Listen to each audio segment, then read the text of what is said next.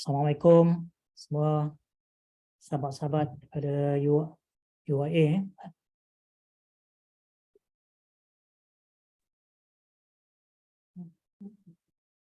Assalamualaikum warahmatullahi. Selamat berpuasa. Selamat puasa, Prof. Prof.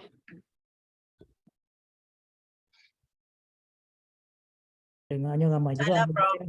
Waalaikumsalam.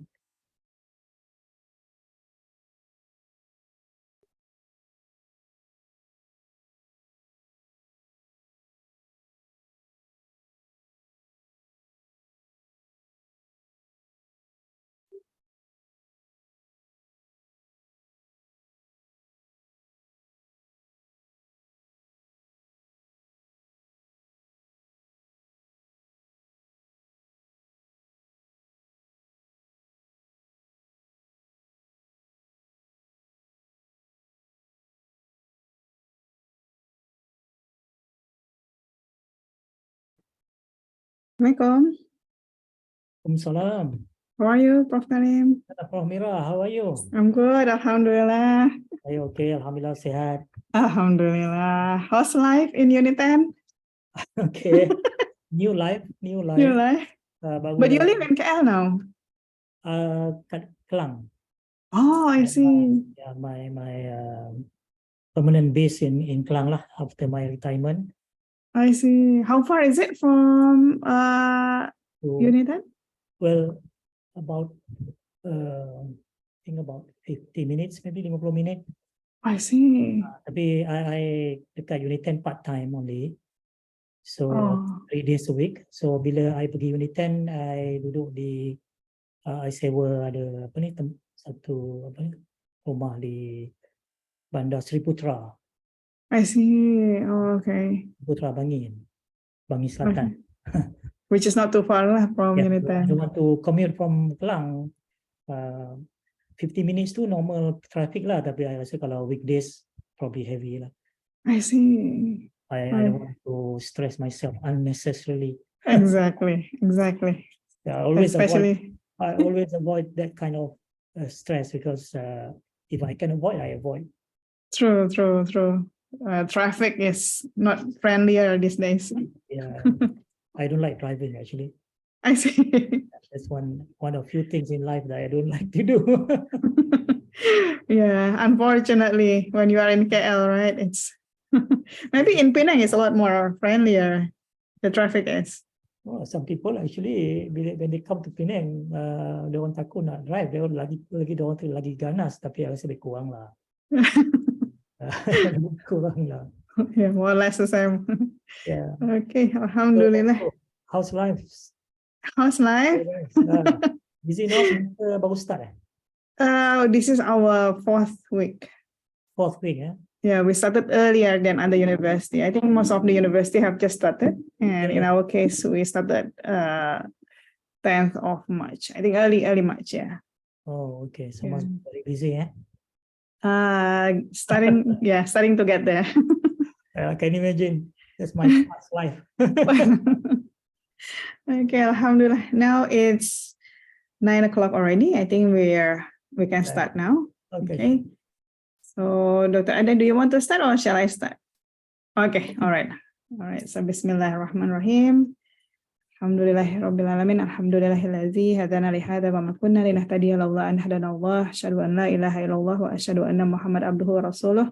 Alhamdulillah. Thank you so much to our honorable guest speaker. I don't think Prof. Karim will need a lot of introductions because everyone here knows Prof. who is Prof. Karim, and he's a very well-renowned educator in Malaysia. So I'm so glad that he willing to spend his time with us, all of us today. So from all of us, Prof. Karim, thank you so much and welcome to our virtual training on engaging students learning, and we're really looking forward to get inspired by your speech as usual.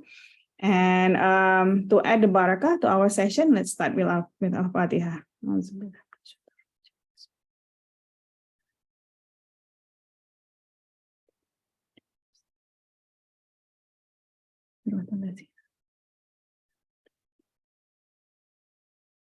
Amin ya rabbal alamin. I believe later on, Prof. Karim will have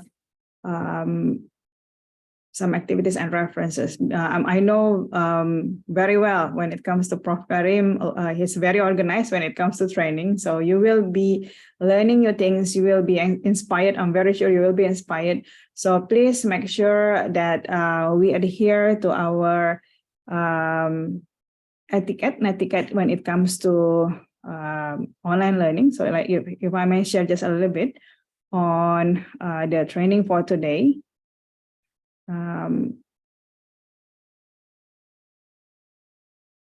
Okay.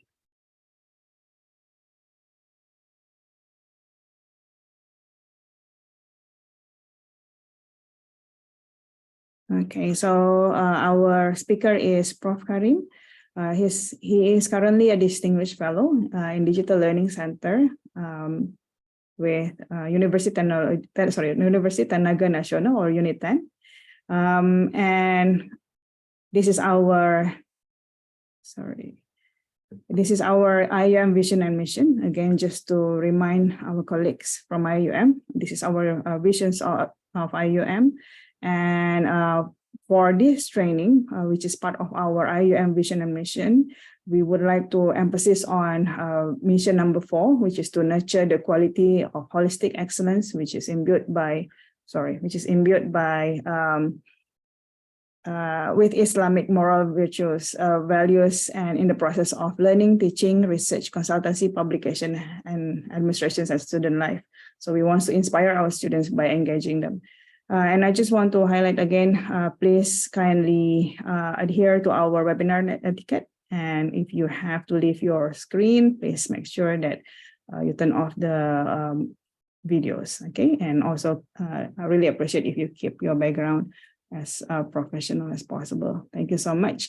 And again, I would like to thank Prof. Karim for the session today. And if we can start the session now, Prof. Karim, is that okay? Okay, so the session is yours. Thank you so much, Prof. Terima kasih, Prof. Mira. Thank you also for the kind introduction. Okay, Bismillahirrahmanirrahim. Assalamualaikum warahmatullahi wabarakatuh. Selamat sejahtera, selamat pagi kepada semua sahabat-sahabat fellow academics di UIA. Terima kasih Prof. Mira dan bahagian Center for Professional Development, ya, betul ya? Ya. Betul. Dan sudi untuk menjemput saya. Sekarang ini orang bersara ada banyak masa lah sebenarnya. So, tapi sebenarnya tidak juga. Penuh juga my You're very busy, I know. I just make myself busy, self-inflicted, basically. So I'm very pleased, very happy to be here to share this topic on student engagement. Yeah, I think all of us are always very concerned about how do we engage our students. And to be honest, after almost 30 years in USM, I myself still sometimes struggle, especially when it comes to online engagement, let alone face-to-face. So today, basically, I'm not teaching anything. I'm just sharing. So I'm still learning myself. So I really encourage all of us here to share also our experience. I'm sure our experience will be different. Each one of us probably will have something to share. So there is something that I like to encourage everyone also to share. And since we are here for almost like 3 hours, I think we will take a break in between, probably about 15 minutes, probably about 10:30 maybe, yeah? Boleh, eh? Because otherwise it will be sure long online. Then again, since we are here, perhaps every one of us here, we commit ourselves. I will commit myself fully. So I hope everyone also will fully commit yourself and focus so that we can learn together. So in that way, we don't waste our time. And to learn together, I think we need to put ourselves or give ourselves to the small community of learners. Currently, we have now, I think, about 80 plus. That's very surprising to have a big number like this. So let's put our mind and our heart to learn together. And I have lined up a few activities for us to do, because it's all about engagement, right? So if you don't participate, then there'll be no engagement. Okay, so I hope I can get full cooperation from all of you when we do the activities, right? So that will make the whole session very active, very vibrant, and perhaps we can learn more when we engage. And when the term, I will describe later on, the term student engagement, what does engagement means? There are three parts, three components of that. If we can get all these three components seamlessly integrated, then we should be able to integrate, we should be able to engage our students. I'm talking about the behavioral engagement. So when you participate, you do the activities, you quickly respond. That's one of the indicators of behavioral engagement.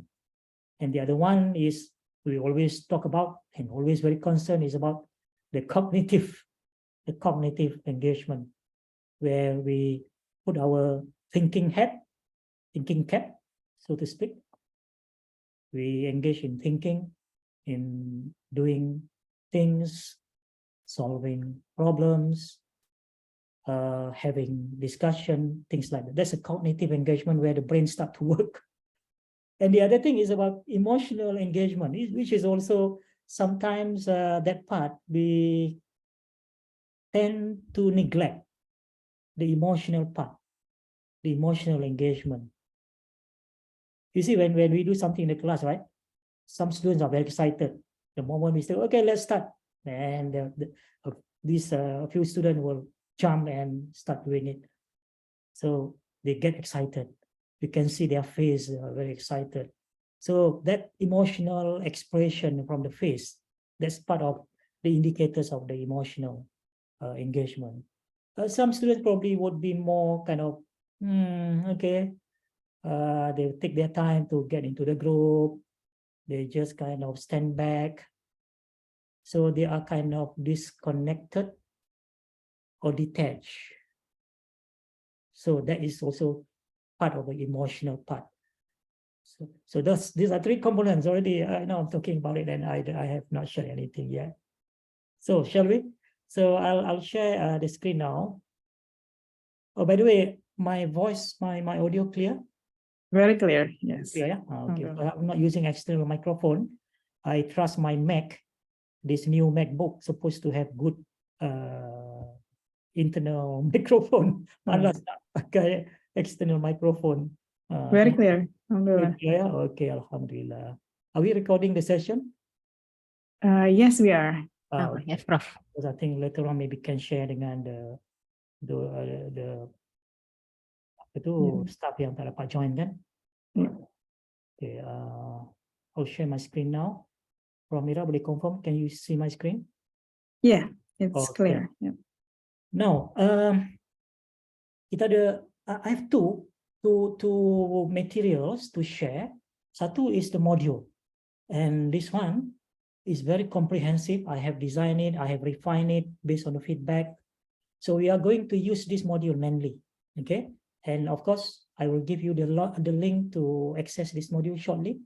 And then I would encourage you to bookmark the link or save it somewhere so that you can come back and refer to this, because we're not going to cover everything today. Is so much here to cover. So you can come back and refer to this module. And this module is a live module. What does it mean? Because I keep updating this from time to time. So it's not stagnant. The next time you come, for example, after 3 months, you will find, hey, there are more things here. Okay. So these are to me, very valuable, and I'm very happy to share with all of you. And please share with others, not only with UIA staff, but with anyone, any educators. Yeah. Satu lagi, I have a set of slides here. This probably towards the end, I will come to this slide because I'll try to not to give lectures here. Okay. But this slide will be also very good to complement the module. And some of the slides are actually in the module. So they complement. Yeah. Right. So don't worry, I'll give you all the links and you can download the slide. You can have the module and other things that I'm going to share. There are so many resources actually on this topic. So I will start with the module. So I'll give you the link to download link to the module. Okay. I'll put in the chat now. Okay. The link to this module that you are seeing on the screen now is in the chat. So please click that. So we will use this module mainly. So you can have it on your laptop when we go through the activities and so on. Okay. So you're going to switch to this module and switch to Zoom, back and forth. I hope that is okay. But if you are in following the Zoom on your phone, yeah, I think we can also switch from Zoom to the browser. Yeah? Okay. So everyone get it? Everyone got the thing, yeah? Okay. Now let's see what we have on this module on the first page. So this is what we call landing page. By the way, this module I create using Google Site. And if you are not familiar with Google Site is a very powerful tool that you can use. I use this a lot for my teaching module, training module, because you can create the module on the fly or at the 11th hour. It's so easy to use, drag, drop. As long as you have the content, then you can create the teaching module or the training module on the fly. So this module is actually focused more on engaging students online, whether it's synchronous session or asynchronous session. But the same principles applies for face-to-face. And now moving forward, we're going to do more so-called hybrid learning or blended learning. So the knowledge of engaging students online would be very useful and very powerful for us to make our blended learning more meaningful now, more impactful now, and also the same for hybrid learning. So my dear colleagues, that's why I'm very excited actually to share with you today. And I hope you can follow and focus so that you can immediately use whatever that you have learned today in your next class. And by doing that, of course, it's not all about to impress the students, but it's about making them really engaged and giving them the best memorable learning experience and meaningful learning. Okay, to help you to learn more after the session, I have also videos here. I have a series of videos actually on engaging learners online, and I have embedded it here, so you don't have to go to YouTube and look for the video. It's already here. So feel free to watch this video. I'm not going to play this video today or in this session. So feel free to watch this after the session. And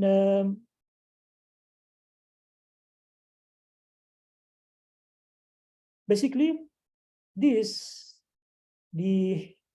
so-called learning objective or learning outcome that we hope to learn today. At the end of the session, participants will be able to identify key elements of an effective online, whether it's synchronous or asynchronous session. And the same principle can be applied for face-to-face in blended learning and also in hybrid learning. Then number 2, to execute an engaging, effective online learning session for their course and review the effectiveness of their online learning session for continuous improvement. So these are basically 3 learning objectives. Or if I can switch to my PowerPoint now, this PowerPoint, the title is slightly different, but the title here, the real meaning of active learning and student engagement. So we are talking about 2 things here, active learning and student engagement. And we always use these words. Then maybe you always hear this word, active learning, student engagement. But what actually it means? So this is my interpretation, of course. You probably have different ideas. Feel free again to share later. And in the slide, I put that as I put the objective of the session here in this form, engagement by design. It cannot happen by chance. So it has to be by design. So that's why I always say that don't look at ourselves just a lecturer. Look at ourselves in different perspective as a learning designer. So home designer, they can design, the layout of the house and so on. But in this case, we take a perspective that we are a learning designer. So every lesson, 50 minutes lesson or 1 hour lesson or 2 hours lesson, it is always designed properly. And we know exactly, we can visualize actually, when we go to the class tomorrow, 50 minutes, we can actually set up the learning plan or the lesson plan. And we know exactly there are different blocks or different segments of that 50 minutes. The first segment is this, second segment is this. So in fact, we can visualize it in our mind before we step into the classroom. That's a proper way of doing it.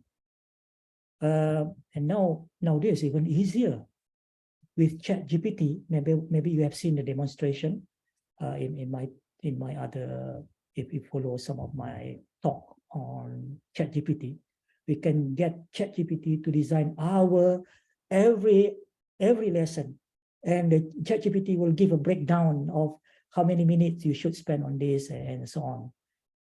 If you have not seen how this is done by ChatGPT, maybe towards the end, you can remind me, maybe I can just do a quick demonstration. Or maybe one of us here, the participant have used ChatGPT to design a lesson plan. Maybe you can share also, okay? So it's not all about me today. So basically, engagement by design, we are talking about active learning here. But more beyond that, actually, it's not only just active learning sebenarnya. Maybe time now for us to talk about agile learning. So moving from active learning to agile learning. When you have this, then I can say that most of the time, you should be able to engage the students, the 3 components of engagement that I mentioned just now. Then what are the different models for student engagement? There are many models, and this is research-based or evidence-based. There are, as far as I'm concerned, there are 4 or 5 different models, and maybe more, of student engagement. Which one can we use? Which one is probably more effective? And there's something called a model for future-proof learning. Maybe this one I won't be able to go into it in more detail, but this is what, among other things that we're going to cover. Okay. So this is me. All right. Now, I have a book, ebook, 25 ways to teach students to think. These are basically 25 learning activities to get students to engage cognitively. Remember, cognitive engagement, behavioral engagement, emotional engagement. So most of the time, our people, actually, educators or teachers or lecturers, they always struggle to find what are the activities that I can do in my class to engage students cognitively, to engage students on the C1, C2, C3, C4, C5, on the low order thinking, on the higher order thinking. So sometimes they don't have the idea and they keep repeating the same thing again and again. There are actually many books on, not to give you ideas, not only 25, even 100 ways how to engage your students cognitively. But in this book, in this ebook, I have put together 25 ways. Some of it you can adopt and adapt according to the context of your course. So you can get this book through this link if you like to buy. It's 26 ringgit. 26 ringgit on ebook platform, USM's indie platform. Okay, if you're interested, this is actually the promo. Okay, and this poster here, I put it here because it's very relevant to us. Yeah, just now I mentioned if you keep doing the same thing again and again, and we don't bother to explore what are other things that I can do in my class. Imagine if you have some lecturers, they have 2 hours straight, 3 hours straight. Macam today kan, we have 3 hours straight. Takkanlah you want to go from slide 1 to slide number 50 in 3 hours. And then siapa yang akan happy nanti at the end? Usually the student not happy, penat dia. Kan, especially online. Tapi kita happy lah. Oh, today I have covered 2 topics in 3 hours. Kan? Wah, I think I can get things over and done with by week 10.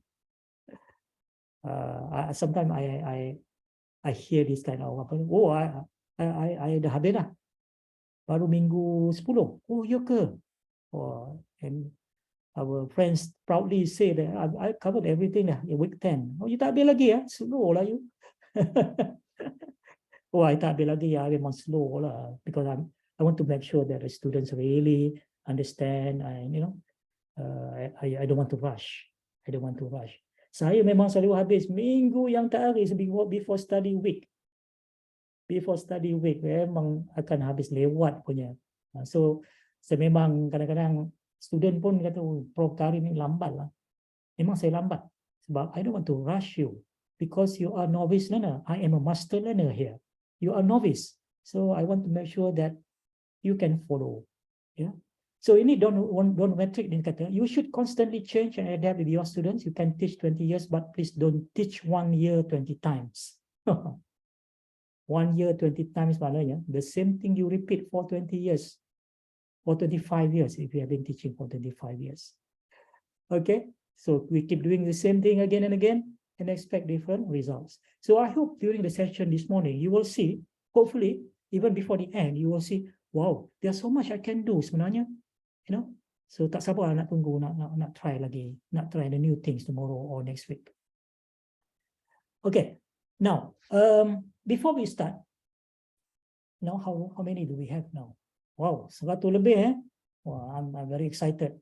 The more we have, the more the merrier, hopefully. So now first test for UIA friends there. Can you scroll down and see this part? Can you make a quick introduction? Just your name, which faculty or department you are from or attached to, and what course you are teaching, and maybe how long you have been teaching, and maybe what you hope to learn. So we start now.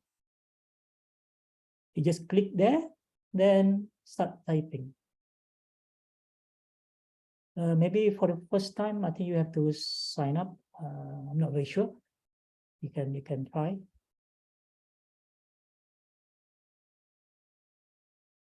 Dan selamat sejak. Okay, saya pun perkenalkan diri saya lah, ya.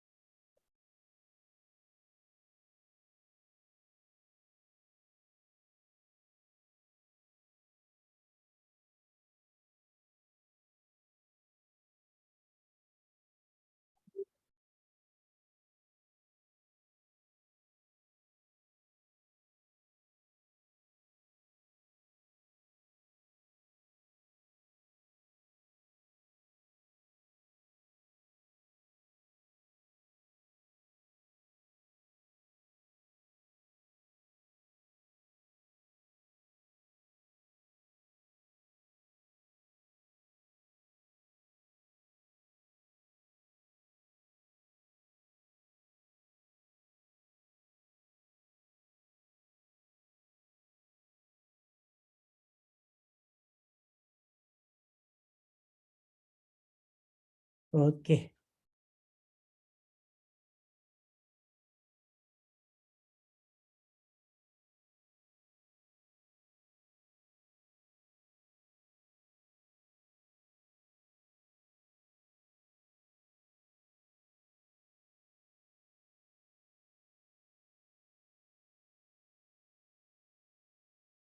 Okey, belum nampak lagi yang lain-lain?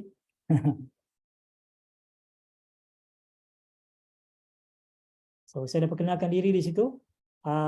Selepas kita perkenalkan diri, kita cuba berinteraksi dengan sekurang-kurangnya seorang rakan kita, mungkin yang kita kurang kenal, tegur dia, tanyalah apa-apa soalan ataupun just say hello, nice to see you here. Nah, apa ni, okey, macam ni contoh kan.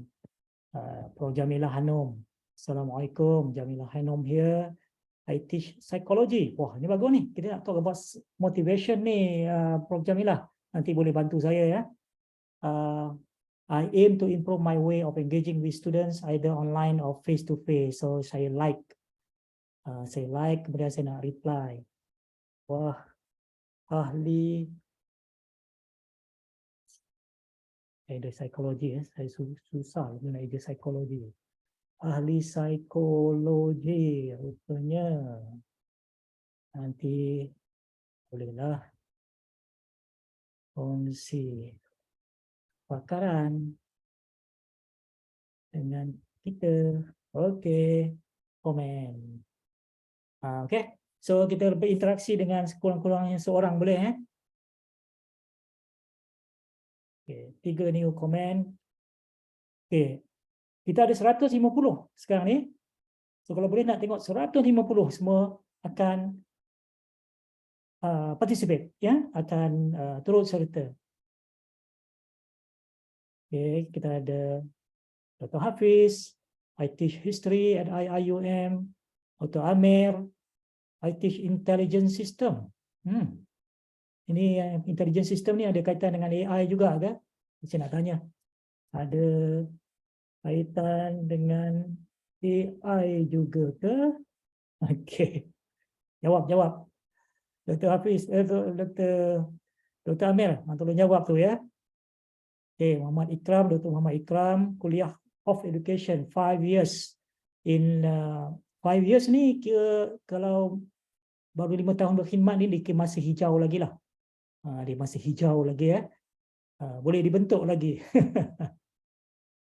Okay, one new comment.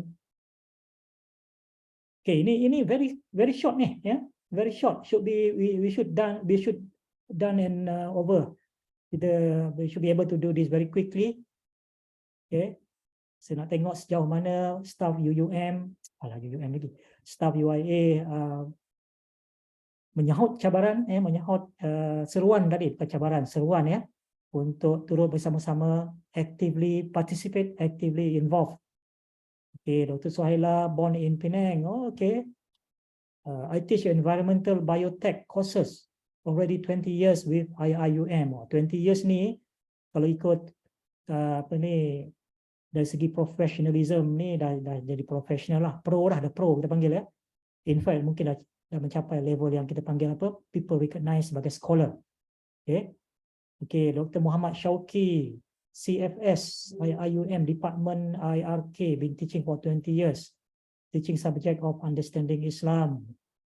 Okay, good. 3 new comment above. So jangan lupa, cuba berinteraksi dengan paling kurang seorang dengan rakan dalam kumpulan ini. Tanyalah khabar ke ataupun tanyalah apa-apa soalan. Cuba berinteraksi dengan sekurang-kurangnya seorang daripada peserta yang ada. Prof Mira, fakulti kuliah of ICT. Oh, ini hebat ICT ni. Okay, I'm teaching data analytics. Wow, this is very important area now, especially when we talk about education, we talk about learning analytics, Prof Mira. Currently, I'm also part of the team in Center for Professional Development IIUM. Okay, very important job though, to nurture, to develop IIUM staff to become a professional educators. to enhance the professionalism. So what we are doing now, actually, today, is part of the program to enhance professionalism of our academic staff. So that now we know, oh, there are many different ways to engage our students, although it is online. Okay, although it is online. So there are many things that we can do. We shouldn't be running out of ideas. Ideas are there, but we can start to apply, to use it slowly, one by one, and see whether it works or not. Yeah, there are a lot of things we can do, but sometimes it doesn't work for our class, for our course. Maybe the thing that I'm going to share today, some are relevant to some people, some are not. So we need to contextualize. There's no one size fits all. Yeah, there's no one size fits all. All right, so continue to introduce yourself for those who haven't done that.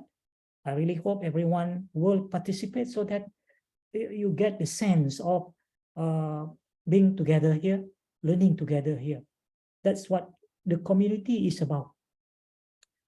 Before I move on, when we talk about student engagement, the first thing that must happen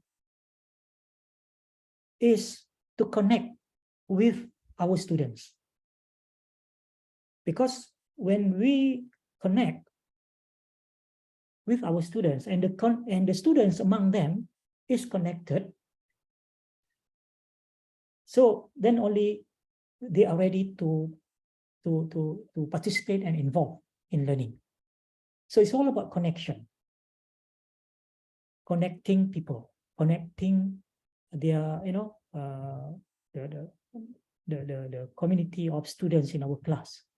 So when they are connected, before connection happens, they have to communicate.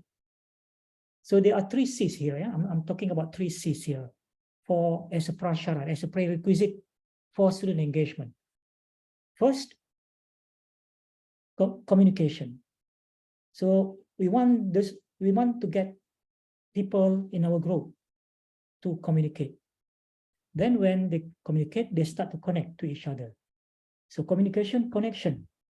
We always, I think there's always a tendency for us to rush into our course the first day of the semester. We just put up the slides and we just explain, okay, these are the syllabus, these are the the assessment, this when the test, the exam, and so on. I observe a lot of people rush into that in the first day, the first class of the semester, because they want to cover. The mindset is, I want to cover the course in 14 weeks, 3 learning outcomes. I want to finish by week 12, by week 14. So the mindset is always cover. When we have that kind of mindset, kita akan rushing tau. Kita akan have, we have the pressure, we put the pressure on ourselves to cover. So when we do that, kita akan kata, tak payahlah ice breaking, tak payahlah nak buat benda-benda ni semua, buang masa saja, buang masa. When you have that kind of mind, buang masa punya ni kata, then you will find that, after week 5, susahnya budak-budak ni. Start lecture pukul 8 pun ramai tak datang, pukul 10 pun ramai tak datang. Kemudian bila kita nak buat aktiviti, aduh liatnya,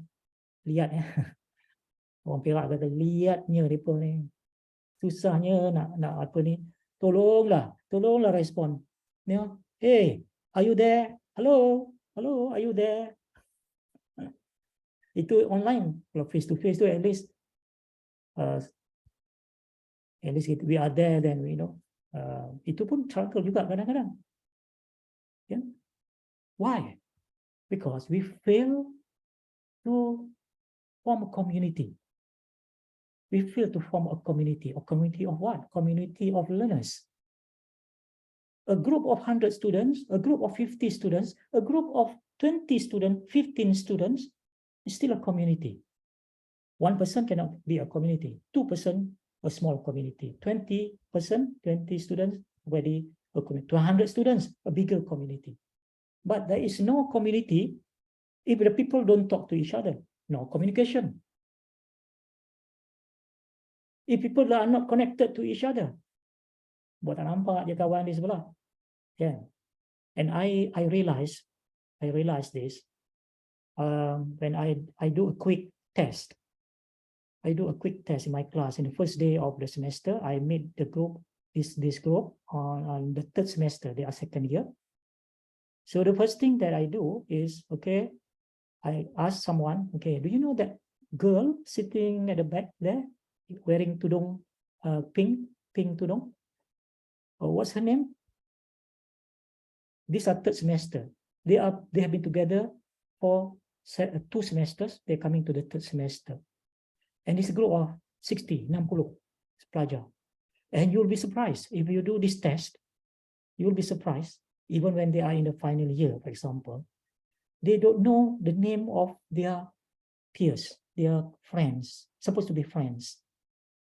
In a group of 60, what about group of 100, 200? Can you imagine, after 2 semesters, they have been together in the lectures, maybe in the lab. They still don't know the name of their friends in a small group. I would say 60, tak lah ramai sangat. Then I do the same one, ask another person, do you know this person? Rupanya dia orang tak kenal, they just know a small circle of their so-called friends in the 60 group of students. Why? They don't bother. They don't bother, surprisingly. So, who's responsible here? Or whose responsibility to get the students to form their own community of learners? Then, oh, it's not my job. I'm just teaching there. I don't have time to really, to make sure that they know each other. Pandai-pandai lah, they are adults. So, I think we should also play a role. We should also play a role, in my opinion. You might not, you may disagree. It's okay. It's okay to agree to disagree. You can also put in the comment there. Yeah. But in my opinion, we should play a role first at the very beginning of the class, in the early semester, in the beginning of the semester, before we go into even talk about syllabus, talk about learning outcome, talk about everything else. First, get them to know each other. Although you meet them already in the third year, don't assume, don't take for granted. Because why I stress this thing? Because if you take for granted and you just think that the students already know each other, so you and it's not, actually it's not true, meaning that they still don't know each other after like 4 semesters. So what will happen is you don't get a very strong community of learners there. Then when come to engagement, when come to group work and so on, there is where you will find issues and troubles and problems there. When you get them into a group, especially if you form the group rather than students form the group by themselves, I will find that students come to you, Prof. Of course, I mean, after the class, they will come individually. Prof, can you put me in another group? Have you faced that kind of situation? Student asked to change groups. And then I said, why? No, I don't feel comfortable to be in that group. I said, why? Because this and that. Then, of course, I will give a fatherly advice to the students. You see, I said, in real life, sometimes you don't get to choose. When you work in a certain place, you have people, in the office or in the company that you have to work with, and they can be your boss, they can be your subordinate. So do you think, are you saying that you want to change the boss? Can I work with another boss? So this happens because they cannot work with each other. They don't feel comfortable because there are issues and so on, or maybe simply because they said, I don't know that person. I don't feel comfortable because I want to be in another group because I know the person in that group. Okay, so I think I've said enough. So let's see, I don't think we have 150 here. Yeah. I think probably only a handful. So please, for those who have not participated, please continue, yeah, while we are moving to the next activities. As I mentioned earlier, there'll be activities lined up for the participants to participate. The reason because I want to demonstrate some of the concept or principles of student engagement. Yeah, I will explain on the second part why we are doing this, why we are doing that. Yeah. Now, so I'll go to the second page on this. So we have done this part. Nice to meet you. Ice breaking. Don't take it lightly. When we meet a new group of students, spend your first class to do ice breaking. Okay. As simple as get them to talk to each other or do kalau face to face. I like to do this one activity called Quizlet Live. Very fun, and you really get students to talk to each other in the whole class. Yeah. So tak kenal. Yeah. Is it possible to ask question? Oh yeah. Anytime. Sorry, I forgot to mention. Anytime you can interject. Anytime. Oh, alright. Yeah, So yeah. just now kita nak buat something so that they are the collaboration with one another kan. Tapi let's say that process has been done and then dia bring group and then turns out tiba-tiba ada nak cakap klik pun tak boleh lah. Macam case tu lah dia nak withdraw ataupun ada pergaduhan between them. So how do you think we should approach this case? Thank you. Thank you. Siapa yang tanya tadi? Sister Naimah. Sister Naimah. Okay. Yeah. Always, all the time happen kan. And the first thing that I do is to give the fatherly or motherly advice. So as much as we can, we try to advise the students to stay in the group that he or she feel uncomfortable. And just like how I talked to the student just now, tell them about, in real life, they have no choice. So not to say we force them to be in that group. If they still feel or they still insist that they don't want to be in that group after you have given the motherly advice, then you try to accommodate. At least you have done your part. We have done our part to explain and to at least persuade, pujuk dia lah to be in that. Learn to get along. Learn to be comfortable. Find ways to be, to work together to get yourself comfortable in the group. Yeah, that's my approach lah. But tapi kalau dia tak boleh juga, then you have to you have to accommodate lah kan. Kita pun tak mau terlalu maksa sangat. Kalau yang lain boleh share juga your experience when the students ask to change groups. What do you do? Feel free to share. Ada siapa boleh share? Saya pun nak tahu juga. Yeah, if I may share, I experience the same, especially usually in the international students that are not comfortable. So in my case, usually I would ask the reason, and if it's about perceptions, like for example, they are not comfortable working with me, or I don't feel like I'm being accepted in the group. So I would just give them some time to just release all the anxieties and whatnot. And then after that, would you try with 1 or 2 weeks, see how it goes? And then if it's still like that, then maybe an intervention is needed. I need to speak to the other part of the group and then see whether the issue is that. But if it's not, then but most of the times it's actually resolved. It's just the anxieties that some international students has when they have to work with the group that I randomly assign. Yeah, thank you, Pramila. I think it's important also for us to always find time to give like a small talk, especially when we get them into a group and we tell them, okay, some of you probably would not be happy with the group that you have, but let me tell you this, let me share with you why. So before they even come to us, so when we give that kind of small talk, those who have intention to come and change group, maybe they won't do that.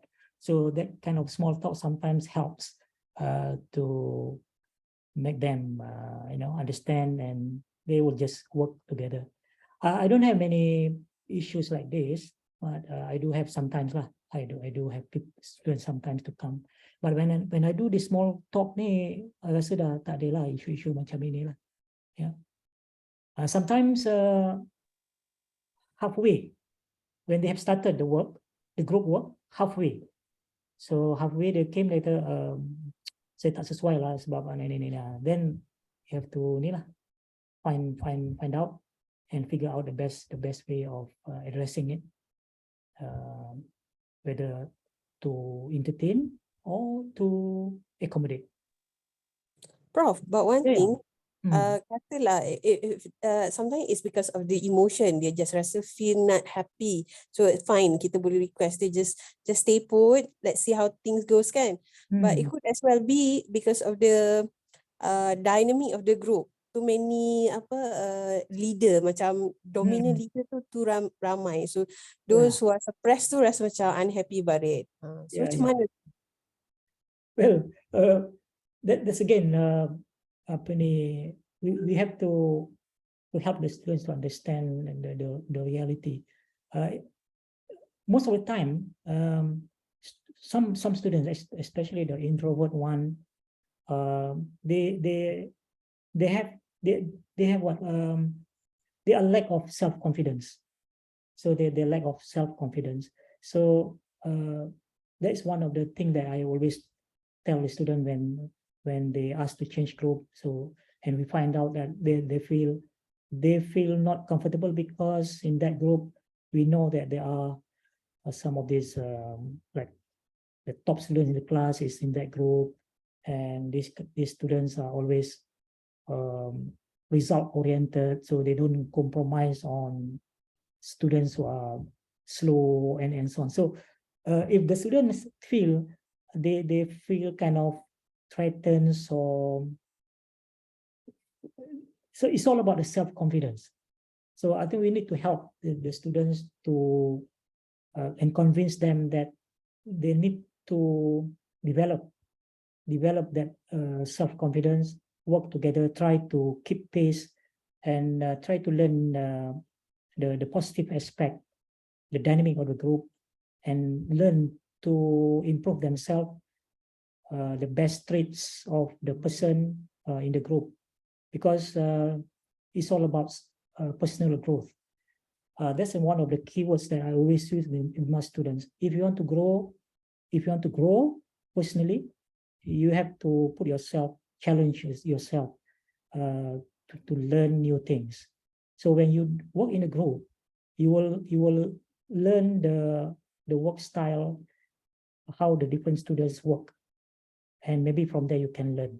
So it's all about giving the students or prepare their minds to have the self-confidence.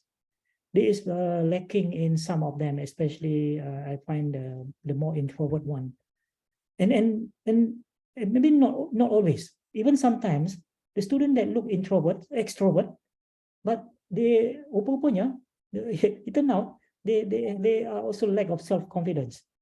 Sometimes it's quite surprising as well to me. Maybe psychologically, maybe our colleague tadi, siapa yang psychology tadi tu, can also share with us on this aspect lah, ya. Kalau boleh, kalau nak lah, kalau tak ada, tak apa. So anything else? But the point I'm trying to make here is, first of all, before we even talk about ways to engage students, the first thing that we must have a good community, strong community in our class. And that is the third C. But before we get a community to form, we must get the people to talk to each other. That's a communication. And then connected to each other.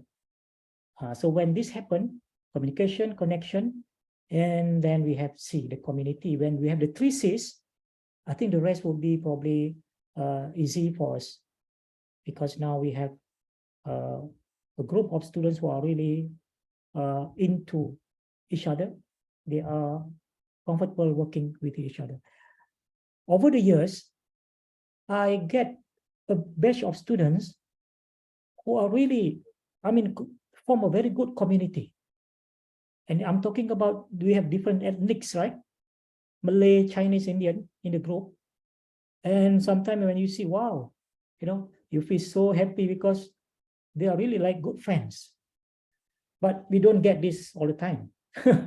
we don't get this all the time. But when we have such group very close to each other, wow, that's really give you the apa orang kata semangat lah. Rasa seronok nak pergi kelas tu, sebab memang in the class you will find leaders, in the class you will find jokers who will always make people laugh.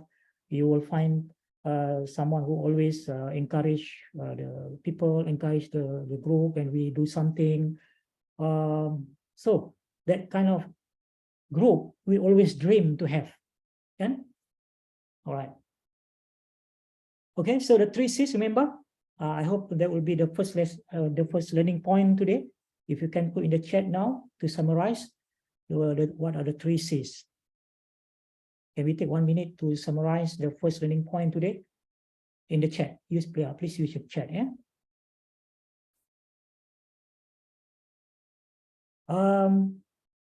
Instead of using the chat,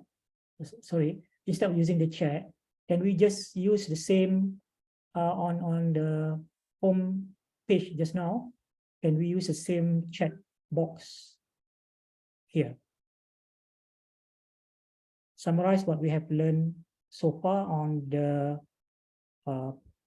prerequisite before engagement, before learning engagement.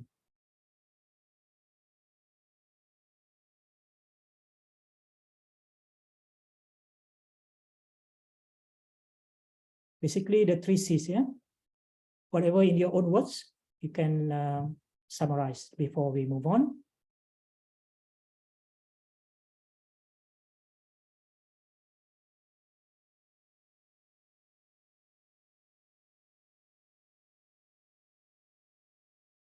Wah, ramai ni Prof Mira, 160 lebih. Alhamdulillah. Thank you so much for all participants. Ya, saya seronok ni bila ada ramai ni. Kita harap semua yang ada ni participate lah ya. Barulah nampak vibrant. Barulah seronok ya. Kalau kita mengaji tu, kan, ramai membaca kan, bertadarus saya kan.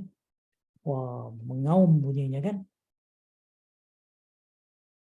Okey, kita ada from Prof Jamila. Prof Jamila ni baguslah. Cepat aja dibuat. 3 principle of engagement: communication, connection, community. Prof Rohaya, let students be confident, connect to each other and communicate. Okey, cantik. Prof Mira, Prof Mira belum lagi. Yang tadi. Okay. Oh, ada berkampus Gambang. Siapa tadi? Nampak tadi? IUA di kampus Gambang ya? Ini bukan di IUA di... Yes, we do have in Gambang. It's Asasi. Okay, Asasi. Pharmacy pun ada kat sana kan? Medical. Pharmacy is in Kuantan. It's for foundation studies, Prof. Oh, okay. In Gambang. In Kuantan is health related. Okay. Dato' Adibah, first learning point. Do these 3 points before we proceed to active learning. Communicate, connect, community. Remember 3 Cs. Remember 3 Cs, eh? Thank you, Prof Jamila. Prof Jamila ada on the screen. Thank you. Good. Ada anything else to add? Dato' Adibah? Anything to add? Maybe you have 4 Cs maybe instead of 3. Dato' Adibah? Adibah Nur ya? Adibah Muhammad Nur. Ini bukan Adibah Nur yang tu kan? Yeah. Yes, Prof. 3 Cs only. Communicate, connect, community. So that they communicate to get them connected, so that they create community, so that they happily study together. So, Dr. Adiba, have you? Oh, sorry, doctor, not doctor. I'm just Madam Adiba. They call me Madam Adiba. Okay. So, From Madam Adiba. CFS Campus Gambang. Oh, okay. To what extent you have done this 3C? Can you share? To what extent your own class? Okay, before this memang kita ada buat macam we have introduce themselves, ice breaking, but macam Prof katalah, we then afterwards try to explain about the assessment, about the background of the lesson plan, the courses itself. So mungkin lepas ni I need to get them to communicate more to each other, so that they know each other, because finally they are going to have a group work, lab work, working together. So they need more in terms of that to communicate to each other in the group. Yeah, the communication will continue through various activities throughout the semester. Yeah, tapi I think we must design as part of our course initially in the first class, especially that communication must happen, and they get to know each other.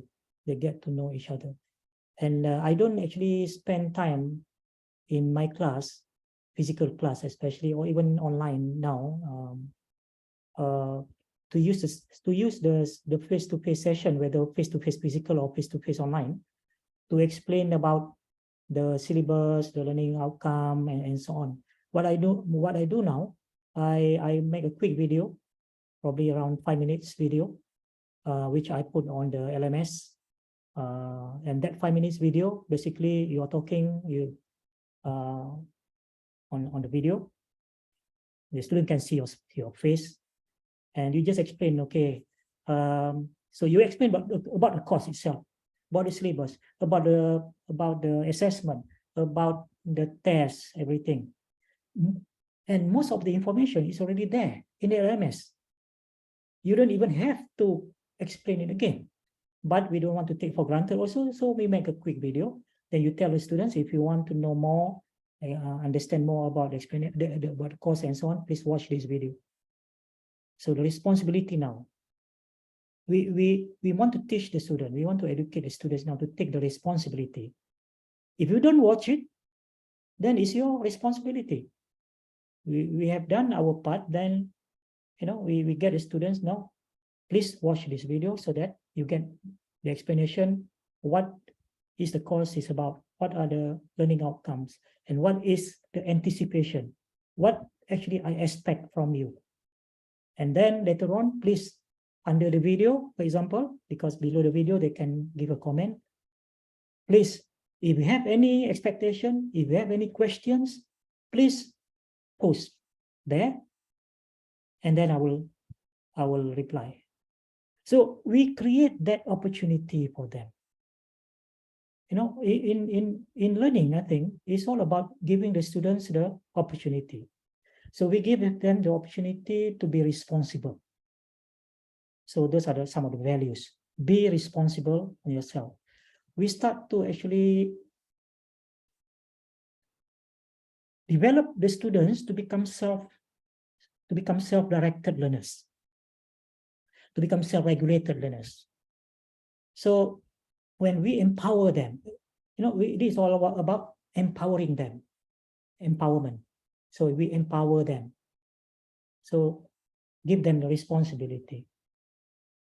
Give them the ownership of learning. What are your roles? And these are my roles. So in that video, you can explain, this is what I expect from you.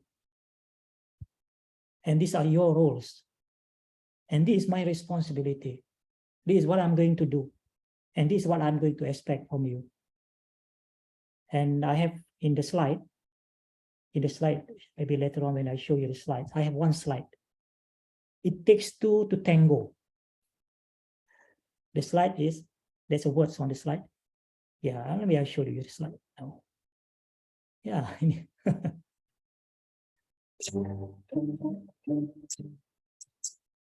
Just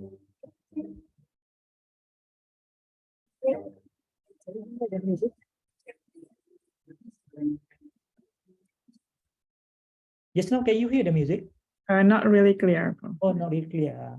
Well, it is tango. Basically, it takes two to tango. So I put up this, I tell the students, it takes two to tango. And it's on the first class. Oh, I said, it takes two to tango. I cannot tango alone. If I dance alone, it's not tango. Tango, you must have a partner. So meaning that, in order for this 14-week semester to be really fun, for us to really, learn together, we need to work with each other. If I'm just standing here talking, and you just listen, it's not going to happen. So it takes two to tango. So meaning that when I, let's say, ask you to do something, activity in the class, so you just quickly respond to it and do it, because we don't have much time. We want to make sure that we can do whatever that I have planned together. Otherwise, whatever that I plan would not, I cannot do everything. So we must reciprocate. We must reciprocate. If you don't reciprocate, then I cannot make learning happen. I cannot make learning interesting. Everything, because I have planned very well, but if you don't respond, if you don't, participate, it's not going to make learnings very interesting for you. So it takes two to tango. So these are the kinds of things. It's all about setting the mindset. The first day of the class of the semester, to me, all this is about setting the mindset. It's about forming the community. It's about ensuring that we do have a strong community here that we can work with. A strong community means they communicate with each other, they know each other, and they can talk to each other. They can form a smaller group and be comfortable with each other without asking to change group and so on. So mind setting, to me, is another thing that we have to pay attention to.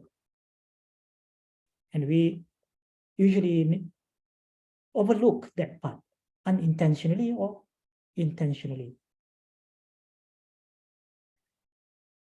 What is your thought so far from what I'm saying about all this, forming the community and mind setting? Any thoughts? Very quick one. Someone can say something. Unmute the microphone.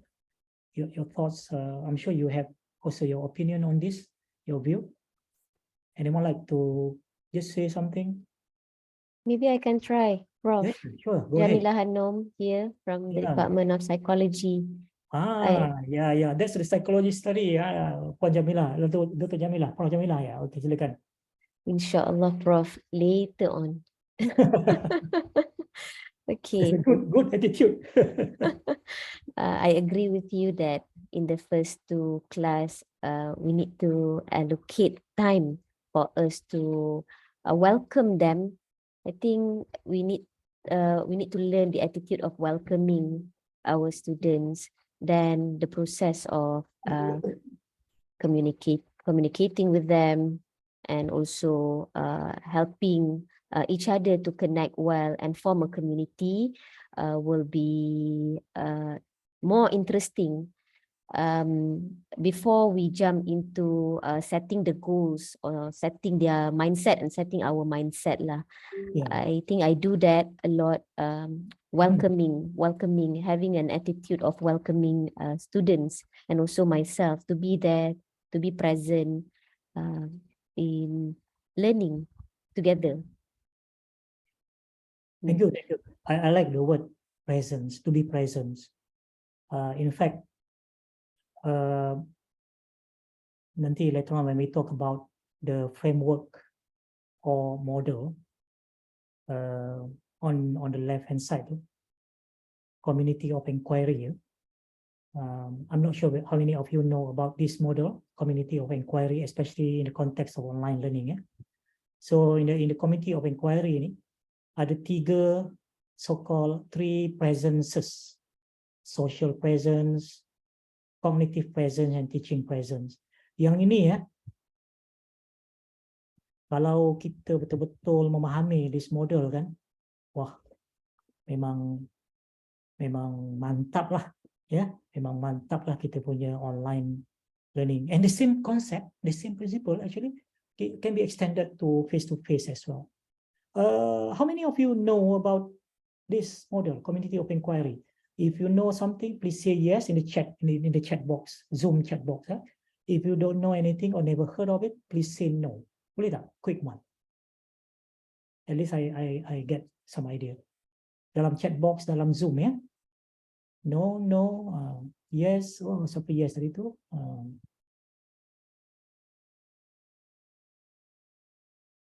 No. Okay. Kalau tak pernah dengar ataupun tak pernah apa orang kata, tak pernah dengar ataupun tak, you have not learned about this model, ya, say no. Kalau pernah dengar saja pun cukup. Please say yes, ya. Okay, no, okay, bagus. Bukan bagus maksudnya no tu. Maknanya okay lah. Saya tahulah ramai yang tak tahu ya. Okay, tak apa. I just want to say, when come to online learning, engaging students, especially if you are doing ODL program, ada kan? IUM ada ODL kan? ODL. Not all faculty, sorry. ODL people wajib tahu pasal model ni. Kalau tak tahu, berdosa. Pandai pula saya buat hukum ya. Tak adalah, gurau saja. Tapi memang seriously, on the serious note, ODL especially, people wajib tahu ini. Tapi saya rasa sekarang, semua wajib tahu sebab sekarang kita dah banyak buat online, hybrid, blended learning. So kena tahu this model. Tapi pada hari ini, pada pagi ini, saya tak pasti sama ada saya sempat nak cover yang ini. Ya. InsyaAllah kalau sempat, kalau tidak mungkin di lain masa. Tapi apapun, saya dah bagi modul ni, nanti bolehlah explore. Ya, nanti boleh explore. Okey, tak apa. Tapi tadi saya suka Dr. Jamilah sebut tadi, the presence. Memang inilah pun modelnya. Model ini actually looking at the presence, iaitu social presence, cognitive presence, teaching presence. So yang ini we need to elaborate nih, ya. Ini very interesting, and to me, of course, there are several model. Tapi saya sangat suka yang ini, dan kalau ODL itu memang secara yang ini memang umumnya secara meluas digunakanlah to help us, to guide us develop our lesson, having all these 3 elements, 3 presences here. When we have this, you cannot go wrong. You cannot go wrong. You should be able to engage the students with all these, with these 3 elements integrated together seamlessly. Bukan integrate saja, integrated together seamlessly. When that happens, kita dapat yang di tengah-tengah ni, educational experience. It's not only learning experience. Our program kita ada PEO kan?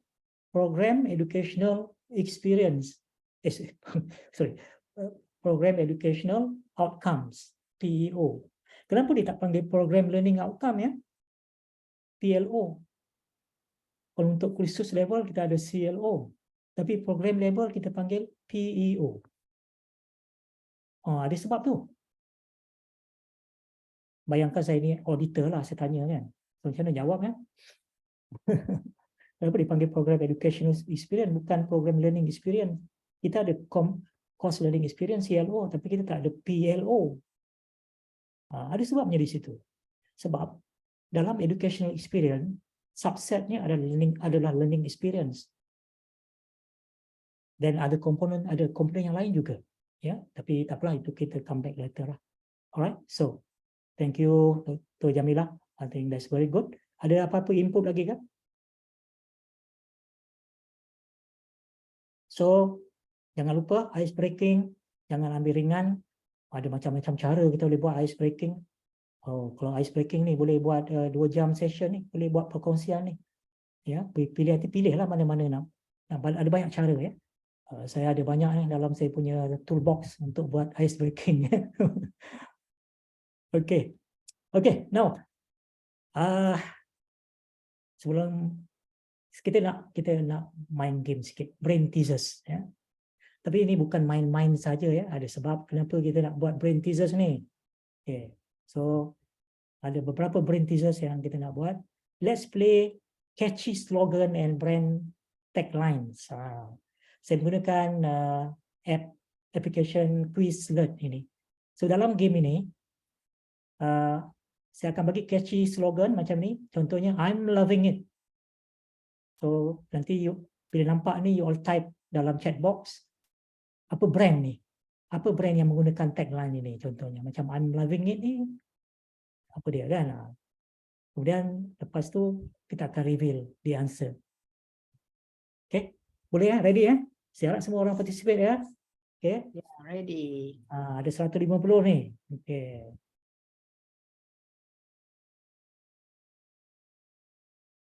Sekejap saya susun balik window ni sebab dia menghalang pandangan.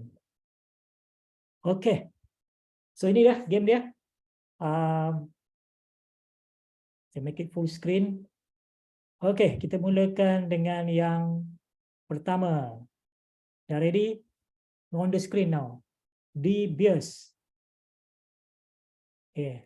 Apa nama brand untuk ni? Oh, yang tadi tu McDonald yang tadi kan. Okey, tak apa. Sekarang De Beers on the screen. De Beers ni apa dia? Jangan Google ya. Tak cik ya. Okay, diamond. Formula kata diamond. Ladies mungkin kena jawab betul ya. Mungkin boleh jawab betul. No clue. Doktor Pija kata no clue. Okay. Yang lain-lain? Jewelry. Okay, no idea. Teringat Tiffany & Co. Okay. Dr. Hafiz berpeluh pula dia. Tak pernah dengar. Okay. Okay, so kita reveal the answer ya. Tadi kenapa dia macam ni pula? Sepatutnya dia reveal the answer bila saya klik. Kita apalah. Kita try yang ini pula. KFC. KFC. Prof, Prof Karim nak reveal, mula-mula reveal slogan kita teka brand kan? Ke macam mana? Ya. Itulah. Silap. Terbalik ya? Terbalik. Saya kacau lah. Lama betul lah. Finger licking good. Okey, dah nampak jawapan tadi. Dah bocor jawapan orang kata. Okey, dah bocor jawapan. Tapi kita move on. Subway. Okey. Lama macam mana saya set ni? Ini rasanya kita orang teka motor dia kot, teka slogan dia ke macam mana? Itulah patutnya tadi ni dia eat fresh, kemudian you all teka Subway. Okey, ini saya silap ni. Okey. Okey, tak apa. Kita ni sama. Ni brand. Kenapa dia jadi macam ni? Sial, Prof. Dah lama tak buat ni, dia kacau sikit. Saya cuba mungkin buat macam dia lah kot. Okay.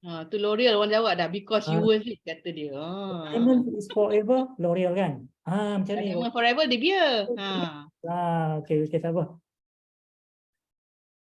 Okay, ini ideas for life. Okay. Alright. Ideas for life. Kita teka. Ideas for life. Ideas for life. Dr. Iza kata, LG. LG. Oh, LG brand. Okay. Panasonic. Okay. Jangan Google tak cik. Atau tanya ChatGPT ke. Okay. IKEA. Okay, tak apa, kita reveal. Panasonic ya. Panasonic. Okay. Kita move on. Think different. Yang ini saya rasa ramai yang mungkin tahu. Think different. IBM, Promira, betul ya?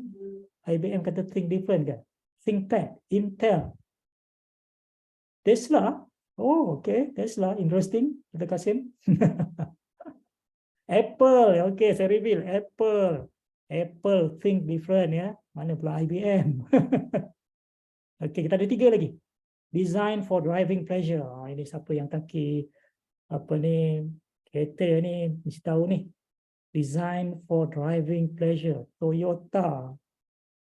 Ya betul. Dr. Asmarani ya. BMW. Wah, okey, BMW. Proton tak ada. Oh, ada Proton, ya. Okey, kita tengok jawapan dia. BMW ya. Design for driving pleasure. Okay. Second last, maybe she's born with it. Maybe it's Maybelline. Maybelline, yeah. Maybelline pronounced. Yeah, Maybelline. Good. And last kali, every little helps. Counts. Counts. Saya tak pernah dengar lah brand Counts ni. Is it Counts? Counts ni apa ya, Dr. Jamila? Brand apa ya? Tesco. Oh, gurau je. Zakat. Zakat. Every little helps. Tesco. Okay, so thank you very much. This is called flashcard ya. Saya gunakan apa ni aplikasi dipanggil Quizlet. Ramai di sini yang pernah guna Quizlet? Saya tanya pernah guna ya. Say yes. Yang tak pernah, tak apa. Okay, yes. Berapa ramai yang kata yes? No, yes, yes. Oh, Prof Mira pun pakai Quizlet ya. Prof Mira guna selalu kah? Not always, no. Not always. It is actually good for flashcard ya. How do you use this? For example, at the beginning of the class, just to revise kelas minggu lepas contohnya, especially if your course is the course is a lot of about factual. So you can do this at the beginning. Okay, guys. Last week kita ni belajar topik ni, so let's do a quick revision here. Or you can do in the at the end. That's one way of doing it. And then you can also encourage students to create their own flashcard. Okay, so that's basically Quizlet lah. Okay, now you have done this exercise, and we do this for reasons. So now what I want you to do now is to reflect on the activity just now. I want you now to rate the degree of engagement with this activity on 3 dimensions. One is participation. In terms of participation, can you do you know how many of the participants here have participated in this activity? When looking from the chat just now, within a very short time, because we don't have much time, within a short time, how many people post the response or the answer in the chat box? So what do you think? Kemudian emotion. How do you feel about this? Do you feel excited or so or what? Yeah. So rate that dimension also. And thinking. How much do you have to crack your head to give the answer? Okay. So to do this, basically very simple. Go to menti.com. Or you can click this link on your computer on your audio, or just go to this link and put the code and just put your response there on a scale of 5. Okay. So far 1. So the instruction is very simple. Rate the degree of your engagement with this activity just now in 3 dimensions. Participation, looking at the 150 participants here. Do you see 150, 140 plus responses in the chat just now? What about emotion? How do you feel doing this? How excited you are in doing this activity? Of course, there was some hiccup just now at the early part. And what about thinking? Do you have to really think very hard to come up with the answer? Okay. So we actually start to look at the dimension of engagement now. Thinking is on the cognitive engagement. Emotion is on the emotion aspect of the engagement. And participation is more on the behavioral engagement. Okay. So these are the 3 dimensions that always we need to pay attention to when we talk about student engagement. All right, so down here, I can see 12, 14 now. We have 148, including myself, maybe 140 plus, supposedly to be in the session now. So down here, I should get at least 100, but now we get 19. So when we get something like this, what can we say about participation? Yeah, maybe I can ask Dr. Afiza Muhammad Ali, Dr. Afiza, can you give your view? Let's say now I have 20 participants have responded to this activity now, but we have 140 plus. What can you say about the participation here? Or anyone else? Maybe Dr. Zahara, Az-Zahara,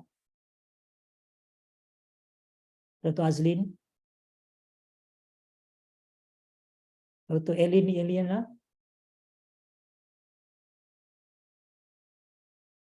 Dr. Fahmida, you want to say anything?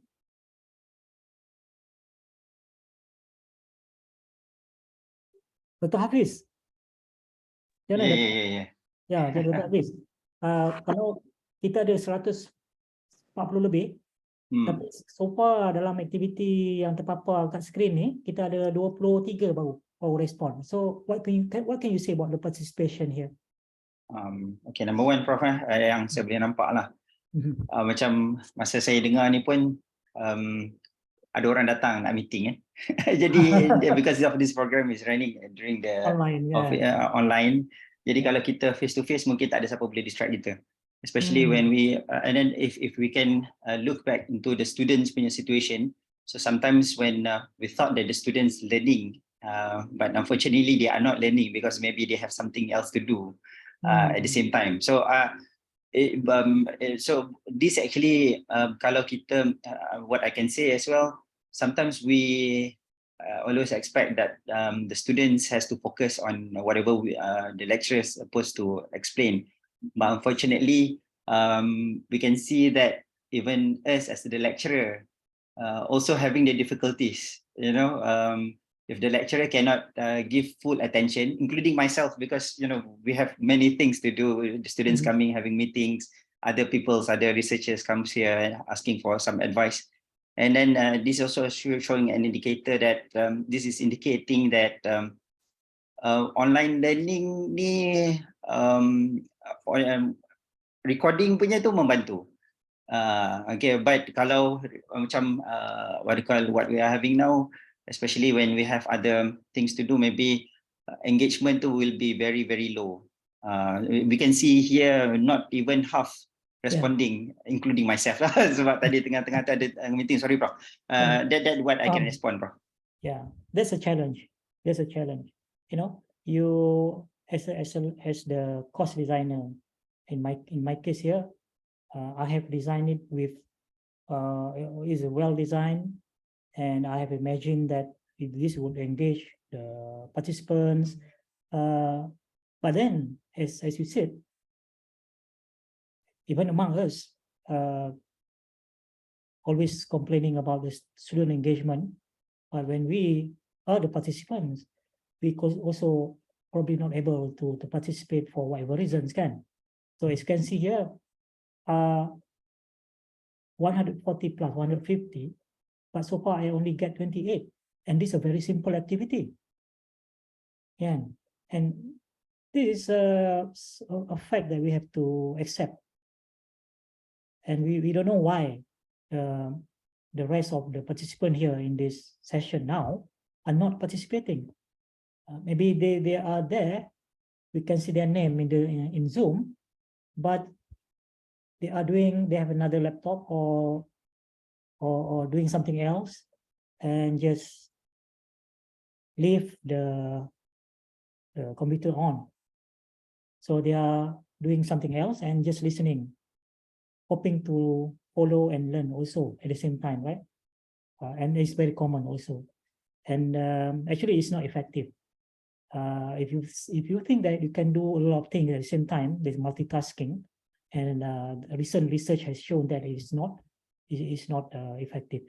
I personally, just sharing, I only participate in the webinar that I can commit, meaning that if I decide to join the webinar or any online thing, I put aside everything else.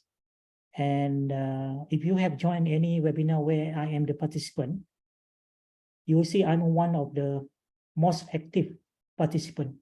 By, for example, in the chat, I always summarize the points, whatever the speaker is presenting or saying, and I do the summary.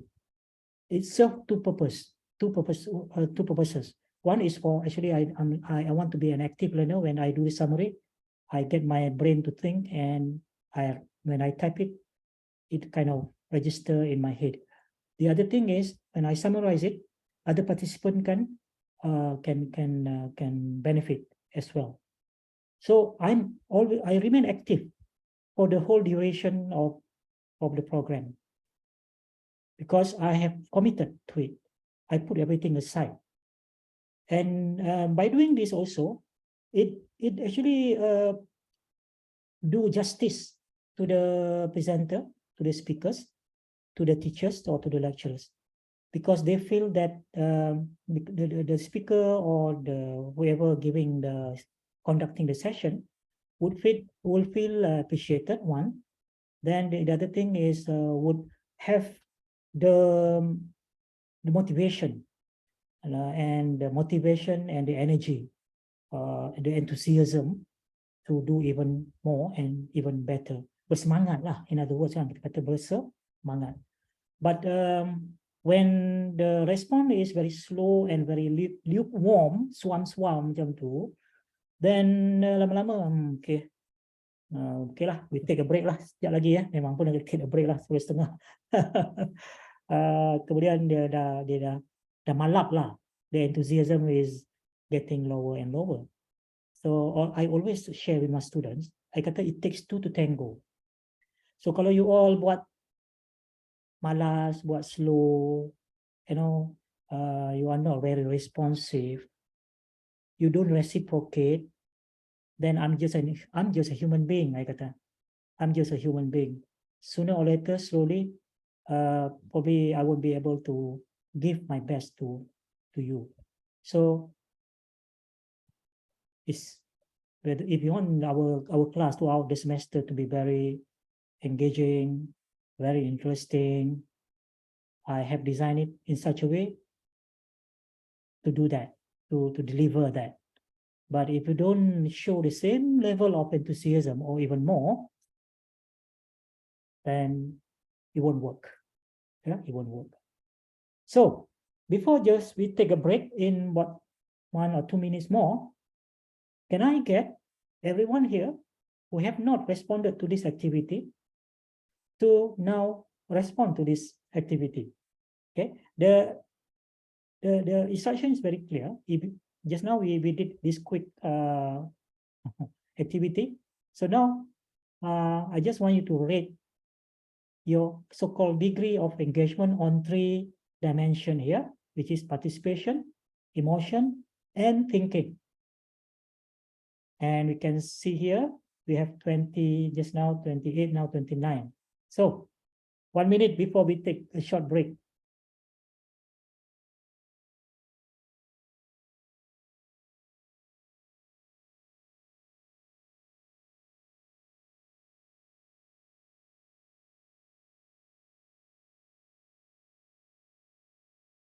Right?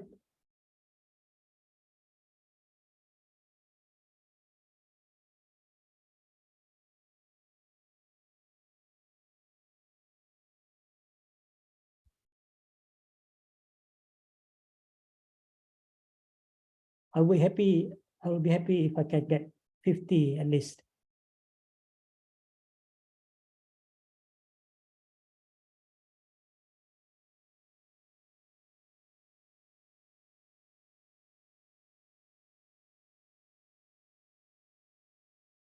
Ya, Prof Mira dah share juga link dalam tu ya untuk memudahkan.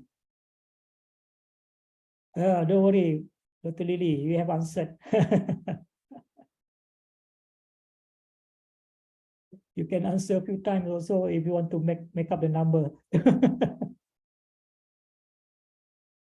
All right. Well, at least we are demonstrating or illustrating the challenge lah, yeah. And can you imagine? I'm talking here about student engagement, and I also fail to get everyone also to demonstrate. Yeah, but I'm okay because on my part, I think I have tried my best to design this session and to the best of my ability.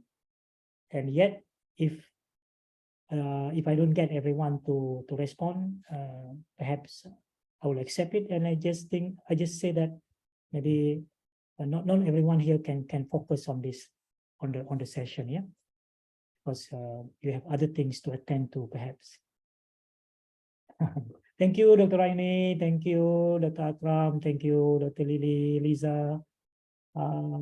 Me trying to answer for a second time. Thank you, SSN. Yeah, okay. Thank you. Cannot answer 2 times, not allowed. Dr. Asmarani, you cannot answer. Why? Yeah, cannot answer twice, Prof. Only one. Oh, cannot answer twice because maybe I said only once. Actually, Mentimeter kalau if you dah biasa guna kan, actually you can set for multiple response, ya. This one I set for one only, so tak apalah. Anyway, so I think we can take a break for like berapa lama untuk Prof Mira? 15 minit. Sure, inshallah, Prof. So we come back like 10. Make it 10. Berapa ya? 10 50. 10.50. 10:50, sure, inshallah. Yeah. Okay. 10:50 or 10 to 11. Great. Okay. Thank you, Prof. And Alhamdulillah, we have more than the minimum quota, so 72 response now. So. Okay. Okay, I'm happy. Okay. Okay, see you later. Eh? See you everyone at 10:50. Thank you.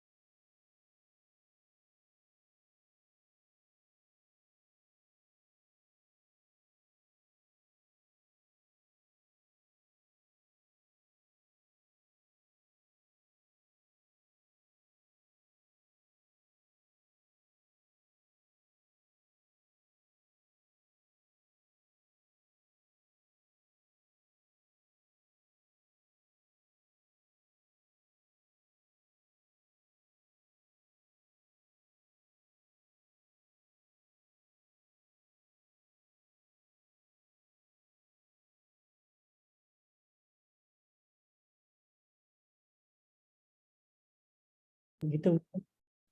Nah, so we always think that I'm the one teaching the subject, so I have to make sure that I will cover from A to Z according to the syllabus. So now I think we need to kind of flip this kind of mindset or thinking. When we design our lesson, for example, and we have the design for that 1 hour, one or two activities that we're going to do in the class, some either face-to-face or online. And when we design those activities, each activity actually is not isolated or irrelevant to the course. Every activity that we design must deliver something related to the learning outcome.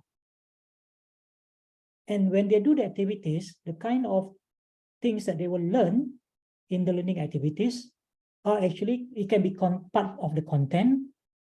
The activity will explain the concept, or by doing the activity, they will learn the facts embedded in this activity. So that part we don't have to really teach using the PowerPoint and just explain one by one. So in other words, what I'm trying to say here, we can delegate some parts of the content, part of the syllabus, inside the learning activity that we have designed for the students to do. So when the students do the activity, they will learn the concept, they will learn the facts, they will learn the content, they will learn the principles, they will learn the framework, they will learn the whatever that we want them to learn during or when they are doing the activity.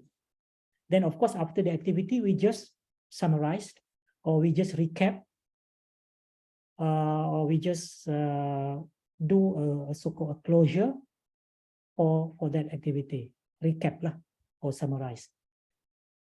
So that's how actually when we design it, whether we know whether we can cover everything is by looking at doing the mapping, and we know, okay, this activity I want to design in this content or this concept or this principle, I want to design it as activity that the students will do.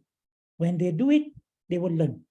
They will get the content. They will get the concept. They will learn the principles. They will get the facts. The other one, okay, this one I want to do the lecture. I want to do in the lecture format. So it doesn't mean that the lecture is irrelevant. No, we still need lectures, but we can divide into different segments. And when the students do the activity, they get to learn about the content when they do the activity. So boleh habis insyaAllah apa ni Dr. Akram kalau kita design dengan begitu. Ya, bukan bermakna bila student buat aktiviti dia kita buang masa, tapi sebenarnya bila dia buat aktiviti tu dia learn the content, dia learn the concept. Okay, so kita kena cubalah, ya, kita kena cuba. Kemudian katakan in the first semester tu, in the end you find out that you dah tak cukup masa, kan? Then the next semester or the following academic session when you teach the course again, you need to do some readjustment lah. So try and error. Maybe the first time fail, the second time maybe better, tapi not perfect. The third time probably would improve a lot more. Sebenarnya boleh, jawapannya boleh lah, ya. Thank you, Prof, for the answers. Inshallah, I will try to get better. Inshallah boleh. Especially kalau content based like the course that you are teaching, to me it's doable because I've done it many times lah. Tapi betul lah, dia kena cuba beberapa kali lah. Kena adjust baru, okay, now I know. This one lah, I need to do it within 10 minutes and so on. Ya.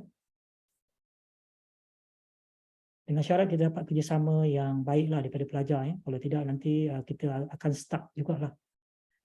Banyak cabarannya untuk kita betul get the right formula. Okay, so welcome back everyone. So we have another like 1 hour, and we are still at this point. Don't worry. I just want to continue where just now, still brain teaser tadi. And of course, macam tadi saya sebut kat Dr. Akram, we are not just having fun here. There's a reason why we are doing this. So let's play the second one here. Okay. So this one shouldn't take more than 2 minutes. So is a problem here. Which glass in the picture has more water? A, B, C, D. So one glass has scissors inside. This one has a paper clip. This one has an eraser. This one has this watch. So which glass in the picture has more water? Submit your answer in the Zoom chat box. So can we do that? Can we do very quickly now? It should be just A or B or C.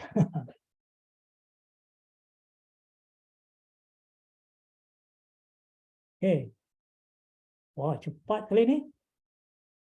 Mungkin tadi dah tengok kot semasa break tadi. Apa jawapannya? You have worked out the answer. Okay. The correct answer is not important here. I don't want to discuss what is the answer and so on. But if we have done this exercise, the next thing that I want you to do is scroll down, the same thing like just now, rate the degree of engagement. Okay, in terms of participation. So you can see here, you know, nampak cepat tadi kita dapat, but I don't know how many, daripada 126 now, reduce the number now. B, unless the object is behind. Okay, so if we have posted the answer, please go to the next one. And now again the same thing, rate your engagement. This time in terms of participation, nampak ramai tak yang participate? Itu agak-agak lah ya. Asalnya belum lagi sampai 20 pun ni kan. Kita ada 120 lebih ni. So kalau 20 daripada 120 lebih berapa kan? So in terms of participation ni agak-agak lah. Ramai tak? Eagerly tak? Nampak eager tak? Saya nampak laju je juga kan? What about emotion? Is this activity more exciting than the previous one? Or so-so? Okay. What about the cognitive? Is this activity require more thinking compared to the flip chart? The flashcard just now? Is it require more thinking? Okay. Okay.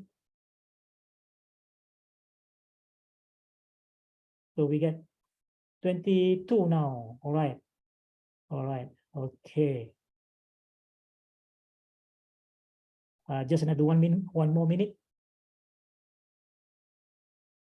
So look at the number here, 4.4 currently.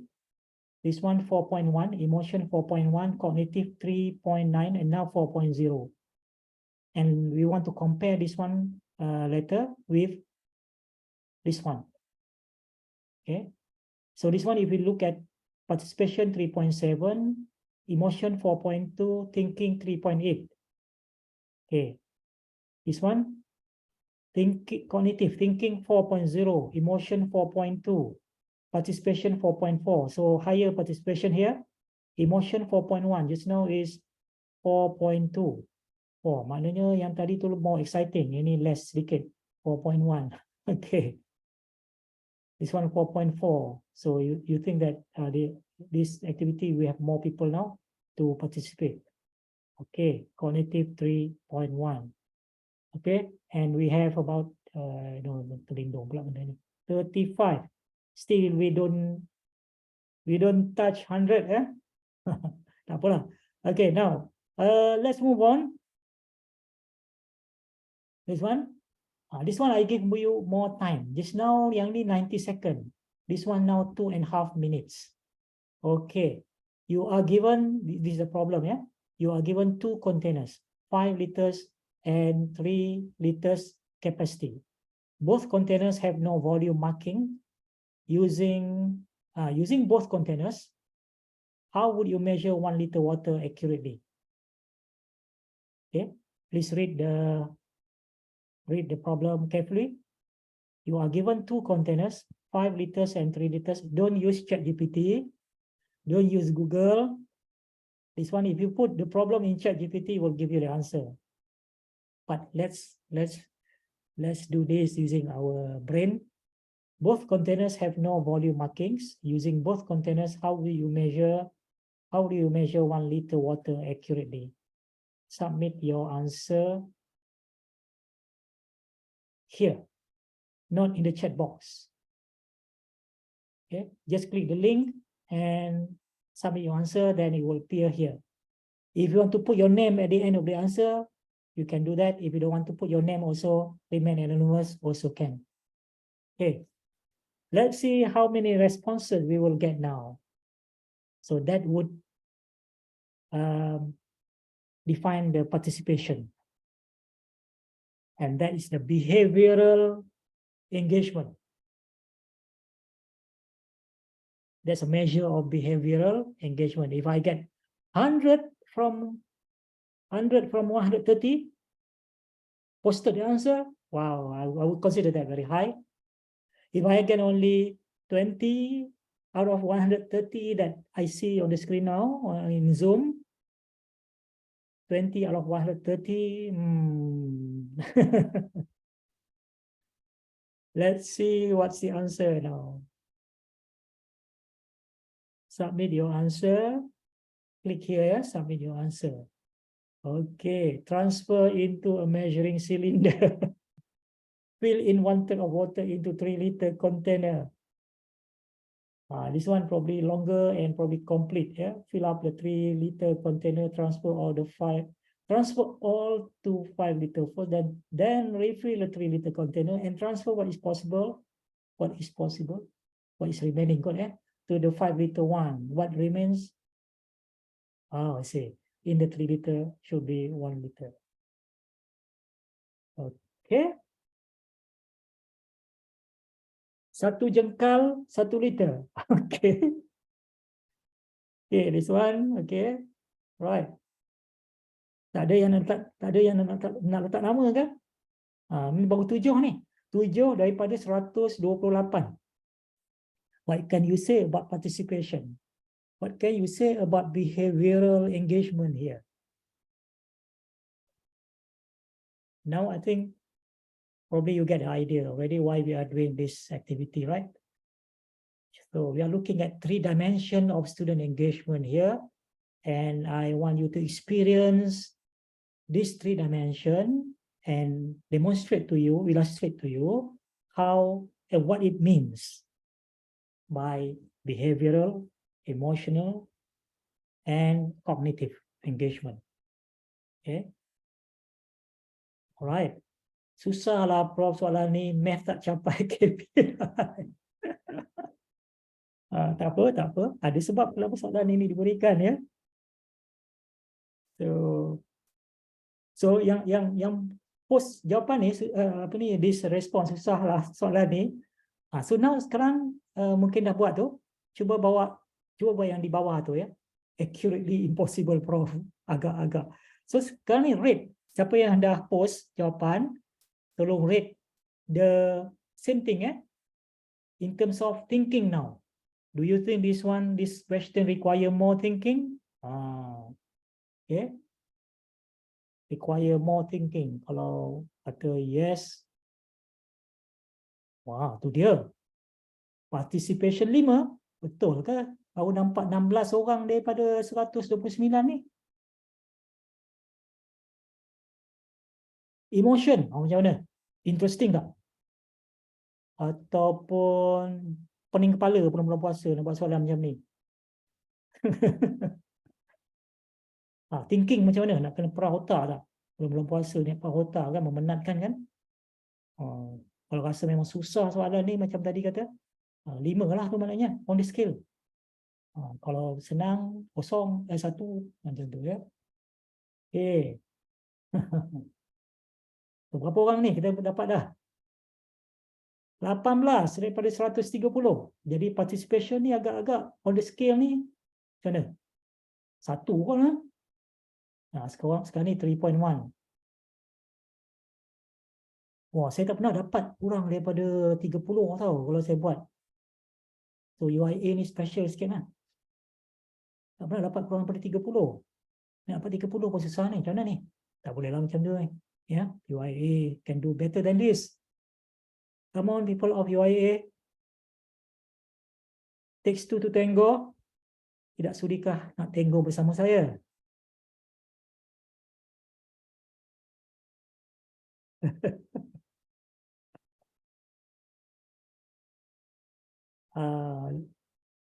Okay, Dr. Pija okay dah respon Interestingly pening. Okay.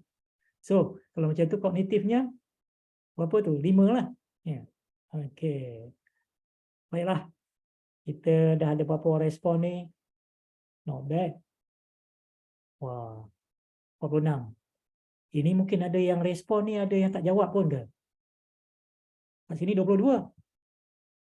Yang respon, yang kat sini 46. Macam mana tu? 46 ke bawah? 16 bukan 46. Ya. 16. Okey, yang jawab kat sini 20 lebih. Okey. Okey, cukuplah. Cukup sampai di sini. So thank you semua sahabat-sahabat semua yang turut serta. Sebenarnya brain teasers ini saya design just basically 3 types of brain teaser in increasing difficulty. So when I say increasing difficulty, maknanya dia take more on the cognitive part. Kena fikir lebih sikit. So meaning that this one the thinking here 3.8. Okay, what about this one? Should be more difficult. 3.9. Okay, that makes sense. What about this one? 4.9, almost 5. So can you see here? Cognitive engagement means when we design the problem or the activity for students, the students would, what is the level of cognitive there? Cognitive engagement there. What is the level of thinking? How much the students need to perautak, need to really put their thinking, whether they have to think very hard, or whether just, oh, okay, this one is kacang, peanuts, very easy to do. So that depends on how we design the different levels of cognitive engagement there. That is where the cognitive domain in Bloom taxonomy. C1 only facts, knowledge, which ChatGPT nowadays can give you easily. C2, C3, increasingly difficult. So based on how you design your whole course, especially in your document for the OBE, right? We have to say, okay, this learning outcome is C1, this learning outcome is C2, this learning outcome is C3. So how do you design those C1, C2, C3? Is it really at C1? Is it really at C2? So the same thing for exam questions and so on. So when we design our learning activity, to get an engagement of the student, we look at the engagement from the 3 dimensions. One is on their behavioral engagement. Participation just now is actually an evidence of behavior. If they are so, fast to participate and everyone in the class participate, so that demonstrates something. It's about, the behavior indicates something. These are indicators of the behavioral engagement. Or they don't participate. They don't even bother. So for example, just now, from 100 plus that we have here, we only reach 70 just now, or 50 or 60. The rest, we don't know. They don't simply, okay, I just listen. They don't want to raise the finger also to do anything. Right? The same thing. So thinking and emotion. What about keterujaan, the excitement? Because engagement is also about the level of excitement that we can get the students, whether they feel so excited, so happy, having fun, they kind of having a good laugh while they are doing it. they talk to each other, they create noise. Wow, that's a very vibrant kind of classroom environment there. That way we can see that they are engaged emotionally. Yeah, but if we have good participation, good behavioral engagement, and we get good emotional engagement, they are excited and so on, and yet we don't get cognitive engagement, meaning that we don't really actually get students to really think deeply about the problem or any activity that they are doing, then we don't achieve probably the actual learning that we want to happen. So all these three elements must be there: the behavioral, the emotion, and the cognitive. That's basically define what is the real meaning of student engagement. And I hope these three activities, brain teasers, have clearly demonstrated the meaning of student engagement. So at this point, do you have any questions? You can put in the chat box or you can ask directly. Ya, Dr. Hasniza tak boleh cast the vote ya. Macam mana ya? Kenapa? Saya tak pasti. Sebab yang lain-lain boleh. Tapi tak apalah ya. So any question at this point, you can unmute the microphone or in the chat if you have. If you want to post in the chat also can. Okay, since there's no questions, and if anyone have any questions, please feel free to unmute, yeah. But there is an interesting comment earlier, Prof, that when we want to get more response, it will be nice. It will be usually more effective if we put marks on it. So we grade the response. What do you think about that, Prof? Most of the activities that we do in the class is in the form of formative. So for formative, usually we don't grade. Yeah? We don't give grades for the formative assessment that we do in the classroom. We can give maybe not grades, but the points the towards the coursework as a whole, yeah, as a whole. So we can do that as well because that is part of the, let's say, 60% or the 70%. And not so much on the actual grade, but contribution towards the of the overall assessment, which is part of the formative assessment.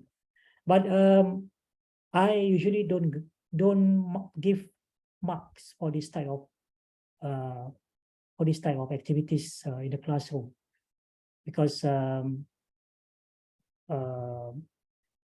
be quite a lot to do if we give grades or we give marks for everything. It's just about getting the students to learn about the content. So for example, when they do this activity, for example, just now, just like I mentioned to Dr. Ikram, this activity must be designed to address some part of the learning outcome. For example, at the end of this lesson, they should be able to do what?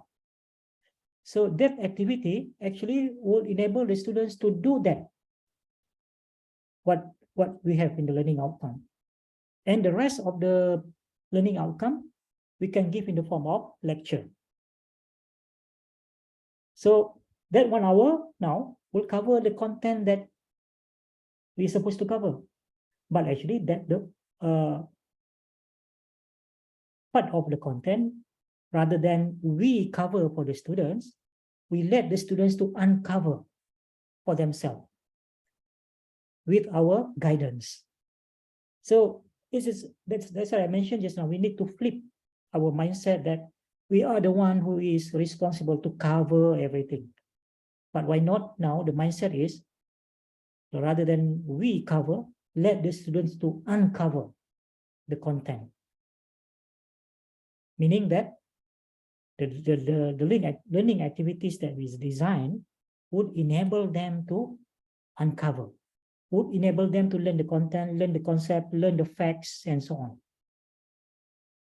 So the question is, the next question that probably you have in mind, what are the different kind of activities that I can do to let students uncover the content suitable for my course, in the context of my course. So of course, in this session, probably I cannot show you the specific technique, but in this module, I have listed here. If you look here, task 1, task 2, task 3, task 4, until task 13 here, then we have another 2.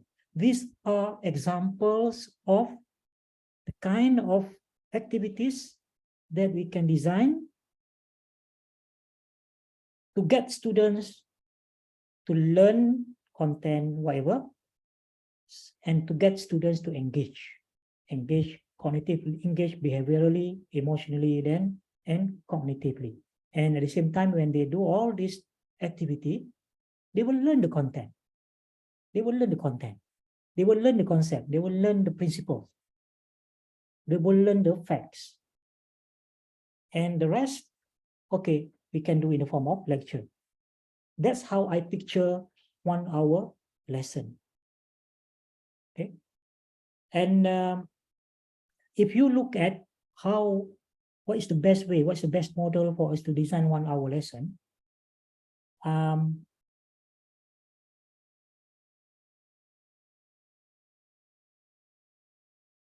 Let's go to page design aspect. Under design aspect,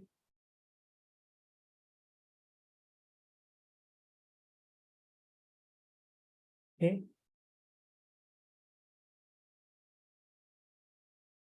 Yeah. Prof, I have a question Yes, go ahead. before we move forward with this new new content.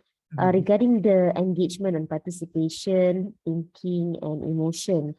So do you directly invite your students to do that in your class after you have given them the activities? Or this is only for the purpose of today's workshop? No. When the students are designed, when the activities are designed for the student, it can be designed for the whole class. It can be designed for group work, for example, jigsaw, for example, that's for group work. But there are activities designed for the whole class, meaning that the students can do it individually, or they can do it also in pairs. Group of 2 students also can do it in that way, or maybe a group of students also can do, but we do it together. Maybe I need to rephrase back my question. My question was on the one that you asked us to engage, the spider web, the triangle web on menti.com. So did you also ask your student to do menti.com spider web after you have engaged with them in any activities? No. Okay, so this one for the purpose of this workshop. I see. Because I want to explain that engagement when we design any learning activities for students to do, and how do we know that they are engaged? So we can observe. Well, everyone is participating, right? Kalau online tu, kalau kita ada 60, everyone participated. So we know that there is a so-called participation so there's a behavioral engagement is good. Then what about the emotional engagement? Online, maybe you cannot really observe that, but in the classroom, you can easily observe their expression and so on. Online is quite difficult. Then of course, cognitive engagement, meaning that when everyone is doing the activity, whether individually or groups, so you know that depending on the level of engagement, you know that they have put their brain to work. Okay, but I don't purposely ask them to do the spider web just now. because that is only for my own consumption. So I just do by observation, of course. Boleh, Thank you. okay. So, but if you want to do it, by all means, we can easily design that. And by the way, if you're familiar with Mentimeter, everything that we do just now, Mentimeter is embedded in this online module. But you can also embed Mentimeter directly on your PowerPoint. So if you are presenting PowerPoint, if you give lecture with your PowerPoint, in between you can insert the Mentimeter, just like what I do here on the web, on the online module. Do you know you can do that? Anyone who has done that? Inserting the Mentimeter activity just now in between your slide in PowerPoint. Have you done that? If you have done, maybe you say yes. If no, can you say no in the chat? Yes, we need to pay, right? Yeah. But we need to pay, isn't it? No. No need. Because I'm using the free one also. Tak benar ya? So kalau if you want to do this kind of what I'm doing now, but either you use your module online using the Google site, just like what we have now, or you can also embed the activity dalam PowerPoint. Yeah. Oh, I think maybe I show you now quickly. Kalau tengok ramai yang kata no, macam mana nak buat tu? So contoh, this is my PowerPoint, right? So I go to Mentimeter. So I have to go to my Mentimeter account. Mentimeter. Okay. So this is my Mentimeter. But those who have not used Mentimeter mungkin tak ni, tapi siapa yang belum boleh cuba, siapa yang dah cuba, basically. So I'm my account now. So let's say this one, yeah. Yang tadi kita buat tadi. Just now we did this activity. So initially they're blank. So if I want to embed this particular slide or activity in my PowerPoint, so what I do is I copy the link on the browser here. Copy. Okay. So I go to my let's say I want to insert here. Insert new slide. So then I click insert. Then I insert add-ins. Okay. Then click my add-ins. So Mentimeter in this case is already here because I have inserted. If it's not there, then what you can do, you can manage my add-in, search for Mentimeter, then add in. Just like we add Chrome extension in our Chrome bar. Yeah. So once it's added, then it will be there. Okay, then I click this one, insert, then click add. Okay, then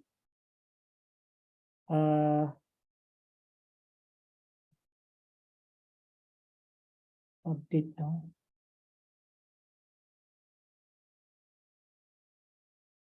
Okay, so what you can do, you can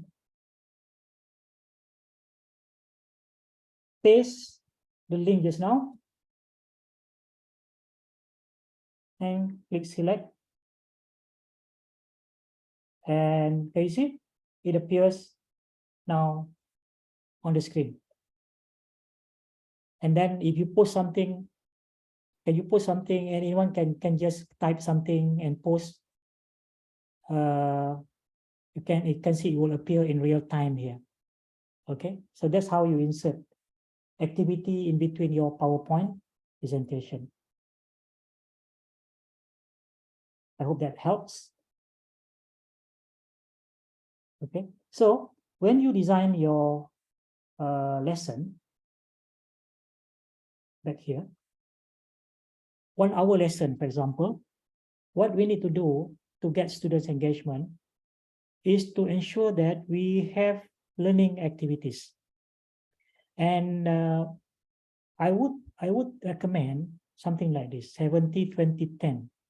70% of that 1 hour is activities. It could be 1 or 2 depending on the complexity of the activity.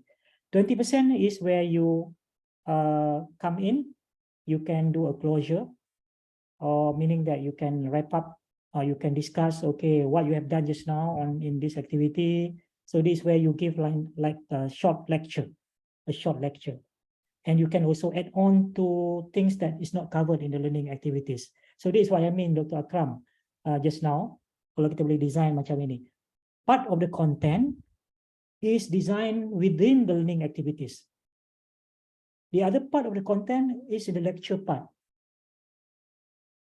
This is where you can wrap up, you can explain maybe some misconception and so on. And then the other 10% gets students to do a reflection. This is what we call 70, 20, 10 kind of breakdown. Or you can do, it doesn't have to be 70, 20, 10, but you have something like, you can start the class with activity, then you can give a short lecture, then selangkan dengan activity again, then lecture again, then wrap up the session with reflection and closure, something like this. Or if you can, I would say that this model is even better. Gunakan this Garnier, we pronounce Garnier 9 events of instruction. Within that 1 hour, you divide your class, your session into 9 segments. First, gain attention of the students, stimulate students with novelty, uncertainty, and surprise. We want to capture their attention. We want to give them the excitement and the expectation. Wow, we're going to learn something interesting today. So gain attention. Okay. Macam kita nak activate the CPU lah. Okay. Then, this is not the full one. The full one, you can actually click this. It will give you the full poster or infographic. You can do this later after the session. Okay. So yeah. Okay. And then you can continue. You can continue. Just click. So there's an animation there. You have to do something here. Okay. So okay, you can do that on your own. So 9 event of instruction is this one. Yeah. Gain attention, inform learner of objective, prior learning. So you must check also prior learning. How much students know before they come to your class. This could be the previous class, prior what they have learned in the previous class, or the prior knowledge when they come to your class for the first time. Their life experience, their learning experience, they bring together. We need to check how much do they know before they, when they join our class. Because what they know and what they want to know and what they're going to learn is like connecting the dot. If we don't do this, then we will not be able to connect the dot properly, because we don't establish the baseline, how much the students know when they come to my class for this new course. So we want to connect between what they're going to learn and what they know. Okay, so prior learning and present content. So basically, most of the time, what we do, we just go into the class, set up the PowerPoint, set up the computer and the PowerPoint, then we present, we talk, we give lectures. So basically, we just do this most of the time. Okay, we don't order to gain attention, we don't inform learner of the learning objective, we don't even check what they have known, what they have learned.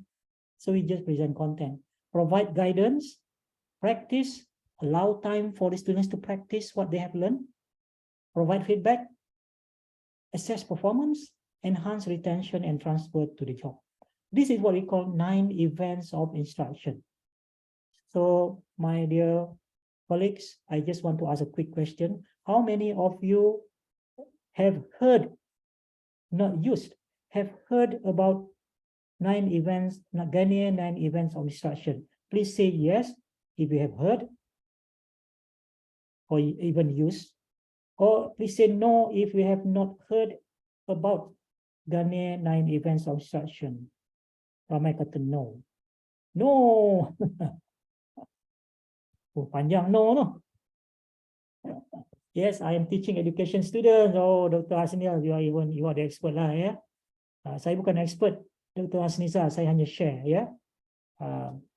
So yeah. So okay, Dr. Hasniza. Hasniza. Your opinion on Ghanaian and events of instruction. Dr. Hasniza, boleh bagi pendapat?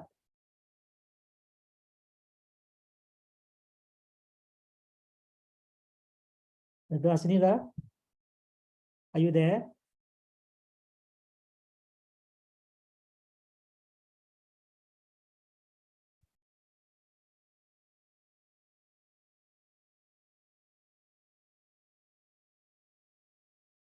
Dr. Hasniza ada ke? Dr. Hasniza nak tanya pandangan tentang 9 events of instruction ni?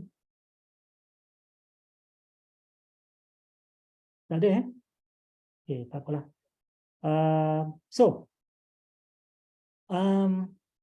Tadi I mentioned about 70, 20, 10, remember?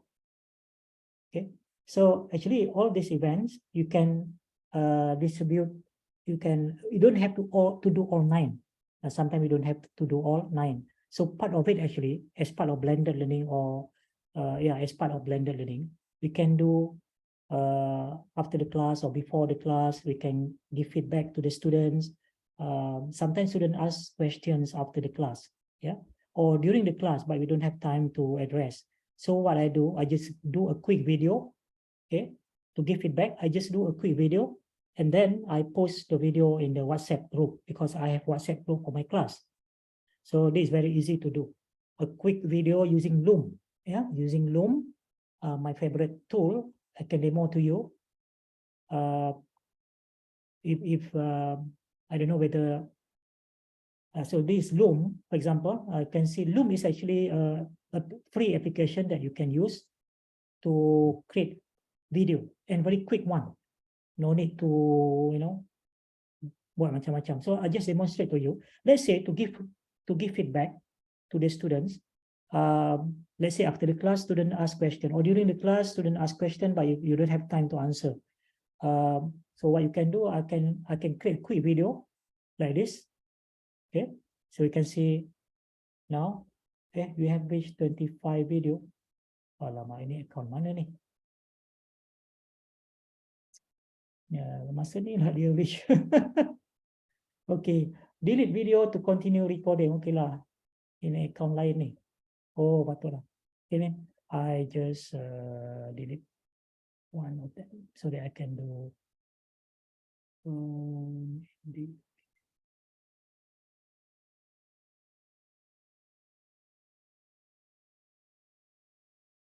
delete this one.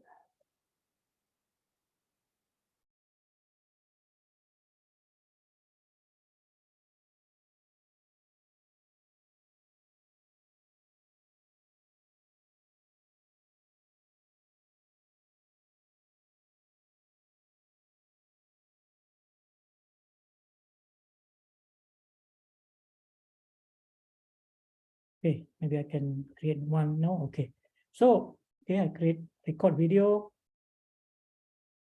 then start recording, click record whole screen, share, 3, 2, 1. Okay, so Assalamualaikum semua. In this video, short video, I want to answer questions by my student in the group, in the class, about this. So I will explain blah blah blah blah. Okay, then after that I just stop and check this video. Okay, so then I can share this video with the students in the WhatsApp group. So that's how I give quick feedback for the student. The student also can use this to post question using the video if they like. Okay, so basically that's the non-event of instruction, how you can structure your 1 hour class. But the main point that I'm trying to say here, where do we engage the students? We can engage the student from the activities. So you must have time, a segment or 2 segments in our class session, whether it's online or face-to-face, to have activities. And I have demonstrated just now how you can embed the activity, just like what we have done here. And you can do this also in your PowerPoint. So in the PowerPoint, for example, you can start presenting. You can start, okay, blah, blah, blah, blah. Today, we're going to learn this. And then activity. Okay, guys, can you do this? I'll give you 3 minutes. Okay, I'll give you 3 minutes and 3 minutes up. Then you can discuss about the activity. So in this activity, actually, you learn about the concept of something, or you learn about the principles, or you learn these are the facts about whatever. That's the content. That's the content yang in the traditional way or conventional way, we teach the student through PowerPoint. We teach the content, we give the content from us. So that's what people say teacher-centered, because everything is done by the teacher. But now what we can do is we empower the students to do some part of the learning, but through the activities that we design. It is different, right? And of course, we don't want to allow the activity to take so much time. So otherwise, we don't have enough time. So we must time it properly. This one 5 minutes. Okay, 5 minutes up, enough. Kalau yang lain tak sempat apa, then kita continue to move on. So that's basically the idea of getting the students so this under student engagement, there are more that we need to know also when we talk about emotional part, the emotional engagement. We talk about motivation actually. So let's do another activity here. What comes to your mind when we talk about student engagement? And this time submit your answer using keywords, 3 keywords. And as usual, just click the link, or you can use the code, go to menti.com and put in the code, and then submit your answer. So the question is, what comes to your mind when we talk about student engagement? Okay. We have 126 now. So let's see this time. How many would we will get?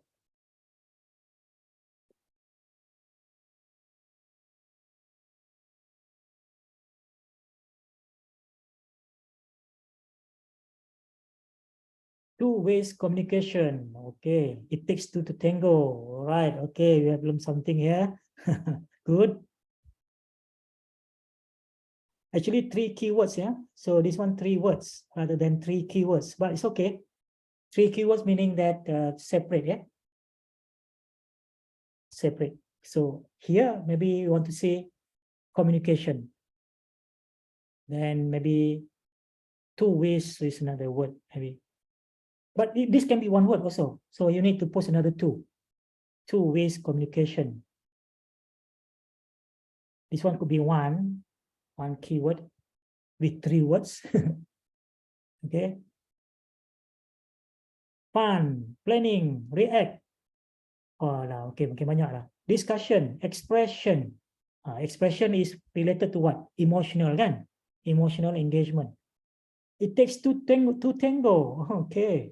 Interaction. Okay, kita tunggu dulu. Responsive, enjoy, interesting, interactive learning, participation, enthusiasm, communicate, questions, engaging, yeah, empowerment, Come on, come on, come on. About 22. We want to create a very thick, dense cloud here. This word clouds here. Yeah. Dr. Akram, are you still there? Dr. Akram? Yes, Prof. But my internet was unstable, so that sometimes So the Dr. voice Akram, and the screen paused, so that oh, some information I was left behind. But it's okay. I still can catch up because I view from the comments, so that I know what we are going through right now. have you used the word cloud before? What cloud? Yeah, word cloud. Just like what you are seeing on the screen now. Oh, Yeah. no, Prof. Yeah, this one also in Mentimeter, yeah. Oh, Mentimeter, Dr. Akram pernah guna ke? belum, Prof. Oh, belum ya. Oh, Ini first time. first time, Dia ya. punya. So now you are using it as a user lah. Tapi Yeah. mungkin ni boleh explore InsyaAllah. to design this kind of activity.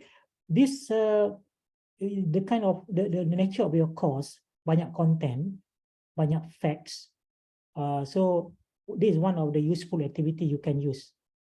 Because word cloud, the bigger font, the bigger words, meaning that the frequency is higher, meaning that more the many participants or students actually post these words. Fun, for example, is the biggest. Engaging, communication, participation, interactive, interesting, engaging, responsive. Okay, so meaning that the bigger the words, the more frequency, the more meaning there's more participants or more students actually post the same word. And that we can say that, okay, what comes to your mind when you talk about student engagement? So many participants say fun, communication, participation, interactive, interesting. So that focus, communication, connection, engaging, enthusiasm, active, and even the small word also can be important. So can you see, if you get everyone in the class participate, you get rich content here. Rich content, and these keywords probably describe the student engagement. So from here, you can continue based on this activity.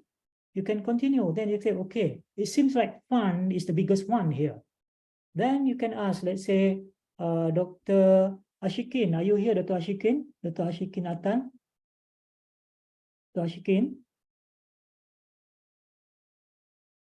Dr. Daliza?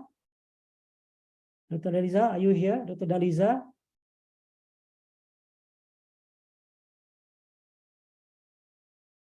Dr. Hanizah tadi? Ada? Dr. Hanizah? Tak ada. Dr. Ismail? Wah, seorang pun tak menjawab lah.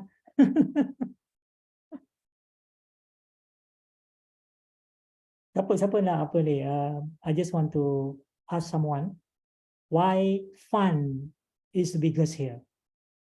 Fun is the biggest word here. Anyone like to respond? Assalamualaikum, Prof. Ya, Assalamualaikum. Siapa ni? It's Raini from ICT. Okay, silakan. Okay, I think one of the putting the fun there because this is the biggest motivator for the students. If they feel sleep, they will wake up from it. And then if they feel not motivated, then they will feel motivated by using this fun element. Basically, just to make them wake up from anything that they have been through before coming to the class, during the class, or maybe what to be expected after finishing the class and so on.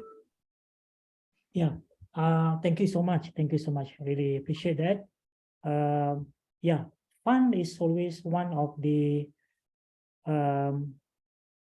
one of the aspects associated with student engagement.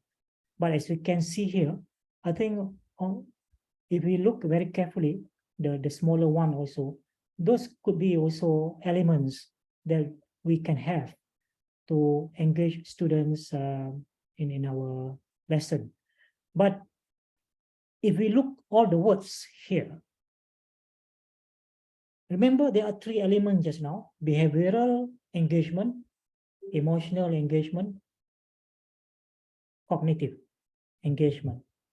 And if we now categorize each one here, each words here into these three categories, we should be able to do that. Fun should be under what? Under which of the three? So Emotional. Emotional, right? It could be emotional. Can see, oh no, they're excited. and how that relate to the behavioral? More motivated, more engaged, Yeah, more willing engaged. to participate. Yeah, and what are the indicators? They are able to actually understand more and provide result, good result. Yeah. Okay. Also, when in indicators in terms of the behavioral, when we do this in the classroom, physical, for example, let's say it's a group work, we can see, them, they are moving around. They are not just orang kata apa lenggang kangkung apa ke, they're having really the fun is translated into the behavior, into the expression of their face, into the laugh and so on. So there's a emotional, there's a behavioral, and do they learn or not? Having great fun, but do they learn or not? That's related to the cognitive part. So it depends on the kind of activity that we design. So meaning that, in other words, because we only have less than 15 minutes left, there's so much more actually. Kalau boleh lah kita ada another session would be good also lah. But the bottom line is this: when we design our learning activity, when we design design our activity and our assessment, the first part, this part, activities, always any activity we design, always remember, keep in mind the three elements: behavioral engagement, emotional engagement, and cognitive engagement. Perhaps I would say cognitive engagement is a must because that's where they really learn the concept, they learn the content, they learn the principles, they learn the theory, they learn the facts, everything. But don't forget, if you are not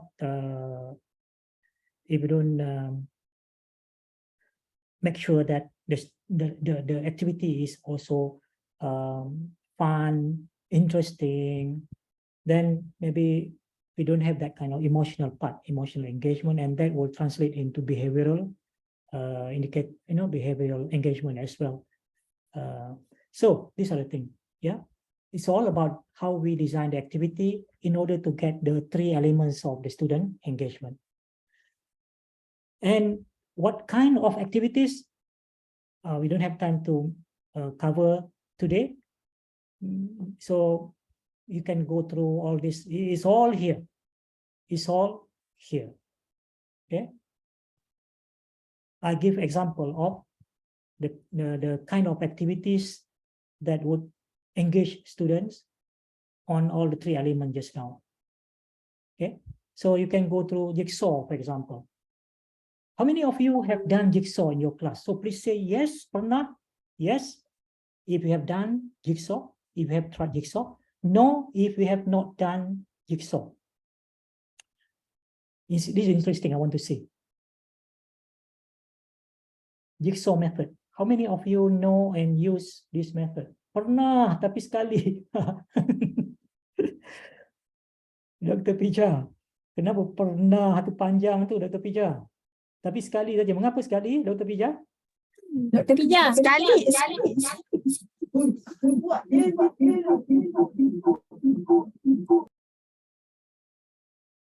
Why only sekali, Dr. Pija? Pija memang macam tu. Panjang.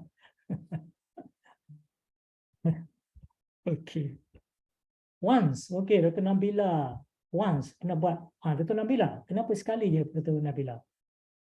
So you have done it, okay. So how is the experience? Kalau boleh Dr. Pija atau Dr. Nabila ni yang pernah buat, pernah cuba jigsaw ni. Dr. Akram, pernah guna jigsaw method, Dr. Akram? Belum pernah, Prof. Wah, the nature of your course, Dr. Akram, sangat sesuai untuk buat jigsaw method. Dan bagus jigsaw method ni, semua student, tapi lebih mudah dibuat dalam face to face lah. Online boleh buat juga, tapi susah sikit lah. Taklah susah banyak. Tapi dalam face to face lebih mudah dan lebih menarik lagi lah, ya. Jigsaw method. Explain detail, Prof. Tak boleh nak explain detail sekarang, Dr. Riza, tak cukup masa. Kalau kita boleh ada sesi satu lagi, insyaAllah. Tapi kalau tak ada, tak apa, boleh tengok di sini, di bawah jigsaw ni boleh tengok. Dan saya buat satu webinar ni, tapi yang ini jigsaw online. Boleh panjang webinar ni. Dan saya jemput seorang lagi, Dr. Teh, my colleague ni, sebab dia banyak guna jigsaw. Dia management, ya, School of Management. Sebab jigsaw method ni especially very useful, very suitable for content-based, knowledge-based kind of program. Maknanya dia tak ada calculation, dia tak ada lab, dia banyak content lah, teori, facts, factual-based course. Ya, history, ya, contoh macam history, management, social science, Islamic studies, this kind of courses, jigsaw method is very good, very powerful. Yeah, so learn how to do it. Tapi kalau nak belajar betul-betul buat ni, saya kena datang UIA lah, buat face to face mudah sikit, ya, buat jigsaw, ya. And you will agree with me, jigsaw is is a type of cooperative learning. No student will be left behind. Sebab everyone will participate, everyone will get their mind, their brain work, and everyone will have their fair share in this jigsaw method. So this is only one of the many methods that we can use to engage student on the 3 dimension just now. So method-method yang lain bolehlah tengok sini, task 1 sampailah task ada 15 ni. Ya, ada 15. Faedah, tapi ada lebih lagi lah, ya, yang kita boleh gunakan. Yes, Dr. Pija kata yes, tapi sometimes uncontrollable. Uncontrollable, pening sehari. Kalau kita tak biasa buat, memang kita lost control. Ya, tapi kita kena cuba lagi, adjust balik, ya. Dia tak lost control. The good thing, Dr. Akram, especially Dr. Akram tadi kata tak cukup masa, kan. The best thing about jigsaw, especially kalau you ada topik yang besar atau konten yang banyak, kita boleh gunakan jigsaw ini untuk cover banyak konten dalam satu jigsaw activity. Ya. Okey, Dr. Pija, cuba lagi sekali.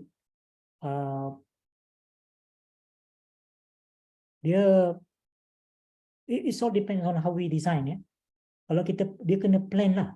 The planning part tu yang kita kena ambil masa sedikit. Tapi kalau kita plan well, then your jigsaw will be very efficient. Then you will have control. Okay. Cuma saya tak sempat lah nak demonstrate di sini. Tapi kalau ada masa, tengoklah video ni. Panjang video ni, ya. About 3 hours juga. Sebab it's a workshop. So kita share macam mana cara saya buat. Dr. T di sini pun share macam mana cara dia buat. So we are the practitioner, we walk the talk. We just don't talk. We work, we try out dulu. We use it many times and we know it works. How do I know it works? From my observation. How do I know it works? Research has shown jigsaw work. Okay, right. So masa berjalan begitu pantas. Banyak lagi yang sebenarnya saya boleh share lagi on student engagement. I have not gone through the slide pun, ya. Ada banyak di sini. Tak apa, study dulu the slide. study dulu the slide, study dulu the module. Kalau ada peluang diberikan lagi, saya boleh buat lagi another half-day session untuk go through more. Ada more lagi yang kita kena tahu tentang student engagement ni ya, especially on the motivation aspect, how to motivate student dan macam lagi. Then the specific method ni, ya, ada banyak yang kita boleh buat. Tapi if you study this module pun, banyak yang you boleh terus praktikkan. Ya, tengoklah mana-mana ni. Okay. And in the slide, okay, let me give you the slide nanti ya. Sekejap lagi saya bagi link to ni. Get this book. This book I recommend because I have used it, still using it, and I find it excellent book. For example, this one ya. This one saya beli yang soft copy ya daripada Amazon. 50 strategies to boost cognitive engagement. Cognitive engagement. 50 strategi. Dalam modul tadi saya bagi 15 yang dalam modul yang saya share tadi.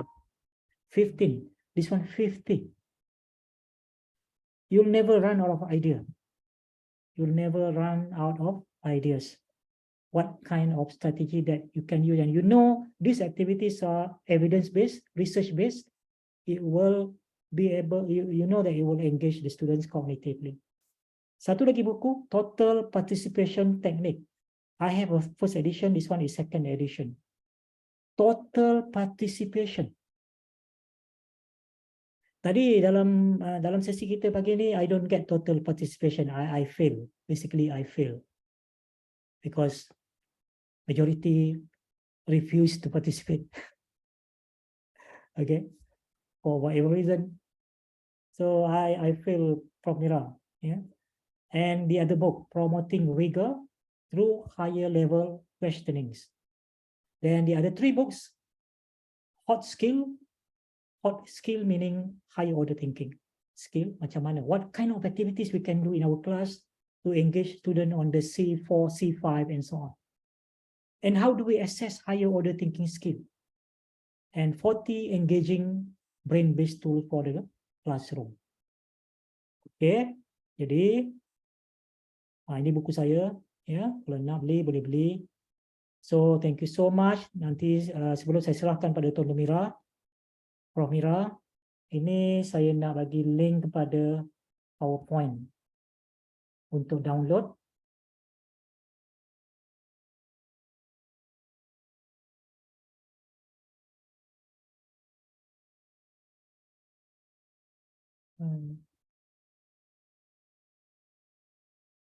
Dalam chat sudah okey, okey.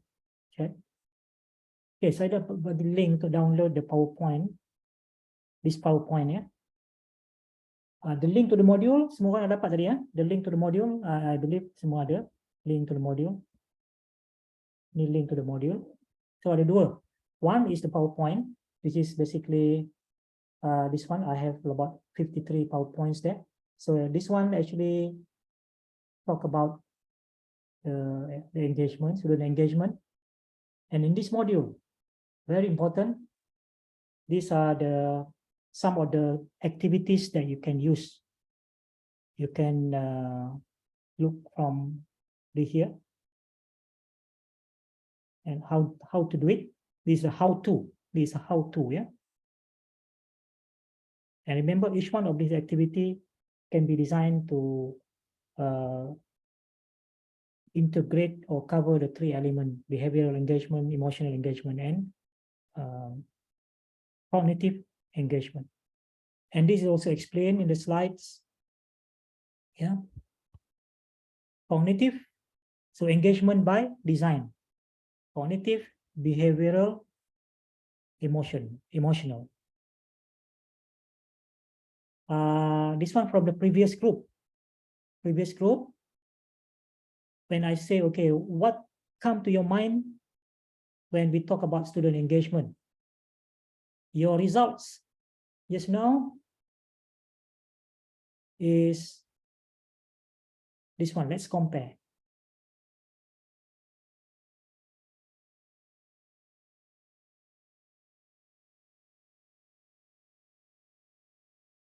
Ini result daripada Greece Group. Fun, communication, interactive, participation, interesting. Still posting ya. Oh, we get 48. Okey lah. Boleh tak kita cukupkan? Oh, 46. Boleh tak kita cukupkan 50? Tak puas hati lagi tu. Okay. Interactive, participation, communicate, fun, smile, communication, engaging, interaction, active. Okay, kita tengok yang group sebelum ni. Oh, lagi besar dia punya word clouds, lagi dense. Ya. Siapa agaknya ni? Yang ini adalah grup yang sebelum ni yang saya buat adalah dengan guru-guru daripada College Mara. Guru-guru lagi excited buat, ya. Yang tak ramai pun, dalam 30 orang je. Kita ada 100 lebih ni. So, tengok. Diorang buat ya. Meaningful, competence, collaborative, positive relationship, engagement, autonomy support, collaborative learning, positive, mastery, make it meaningful, engage, meaningful learning, and so on. So, semua yang ada dalam slide ni, yang tadi saya telah berikan link untuk download. Kemudian, ini penerangan lebih lanjut ya. Ini penerangan lebih lanjut tadi, cognitive, engagement, behavioral engagement, and emotional, affective or relational. Saya rasa cukup sampai di sini dulu. Jadi, saya serahkan semula kepada Prof. Mira. Saya ucapkan terima kasih kepada semua yang sudi participate dalam aktiviti-aktiviti yang telah saya jalankan. There's so much more to learn, so much more to learn. Hopefully, we have another opportunity on this topic again, but to go deeper, dive deeper, to learn more, and maybe also can cover more specific, 1 or 2 more specific activities. Example, jigsaw, just now I mentioned, I really encourage all of you to explore more if you haven't used jigsaw. And I must say that I'm a fan of jigsaw method. Very suitable for knowledge-based, content-based courses, especially like, management, social science, Islamic studies, history, whatever that content-based. You can cover one whole topic actually in one session with one jigsaw method. Depending on how big is the topic lah. Kalau topik terlalu besar mungkin tak boleh cover dalam satu. So, Prof. Mira, saya serahkan pada Prof. Mira. Thank you very much, Prof. And I believe we have learned a lot of key points that we can implement, inshallah, in our class. And as usual, this is the challenges of having online learning, Prof. I'm very sure you are not new to these challenges, but I'm very sure on the same time, the recording would help for those who are basically juggling with other commitment at the moment. And before we conclude, perhaps as a mementos, if anyone would like to have it would be nice to have pictures for all the participants, also for CPD recording, for CPD records. Please,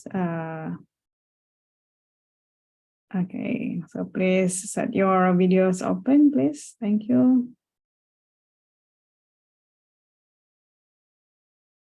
Okay, so they are around, Prof. It's just that maybe they are shy. Don't tell me UIA lecturers are shy.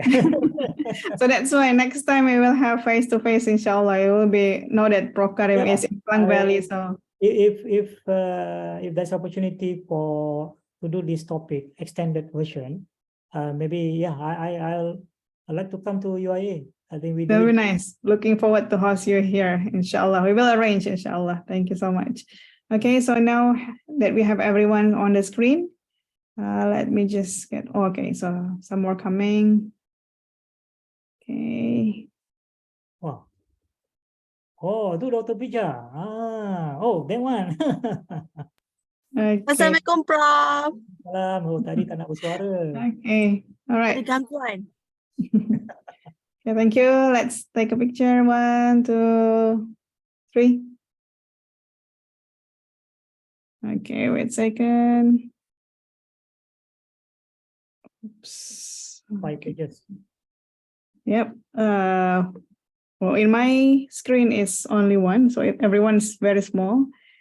Okay. Oh, I'm using small screen here.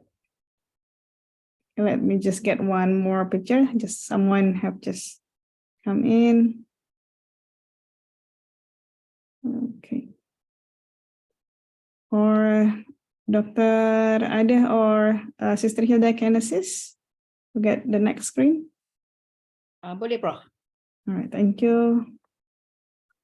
So kalau kita nak buat face to face tu, nanti Prof Mira jangan tanya siapa yang nak datang, angkat tangan. Yep. We will make sure those who can stay the whole day, inshallah. Okay, so one more. 1, 2, 3. Okay. All right. So thank you so much, everyone. Jazakumullah khair. Let's end the session with tasbih kepada and salat Quran. Subhanakallahumma bihamdik asyhadu an la ilaha illa anta astaghfiruka wa atubu ilaik. Bismillahirrahmanirrahim. Wal asri innal insana lafi khusr illa alladziina amanu wa amilus solihat wa tawassaw bil haqq wa tawassaw bis sabr. Again, thank you so much, Prof Karim, and thank you so much, everyone. Ramadan Mubarak, and may Allah bless us with a bountiful rewards at the end of this Ramadan. Barakallahu fiik. Assalamualaikum. Assalamualaikum. Have a nice day. Thank you, Prof. Thank you, Prof. Thank you. Thank you. Thank you, Dr. Thank you, so Prof. much.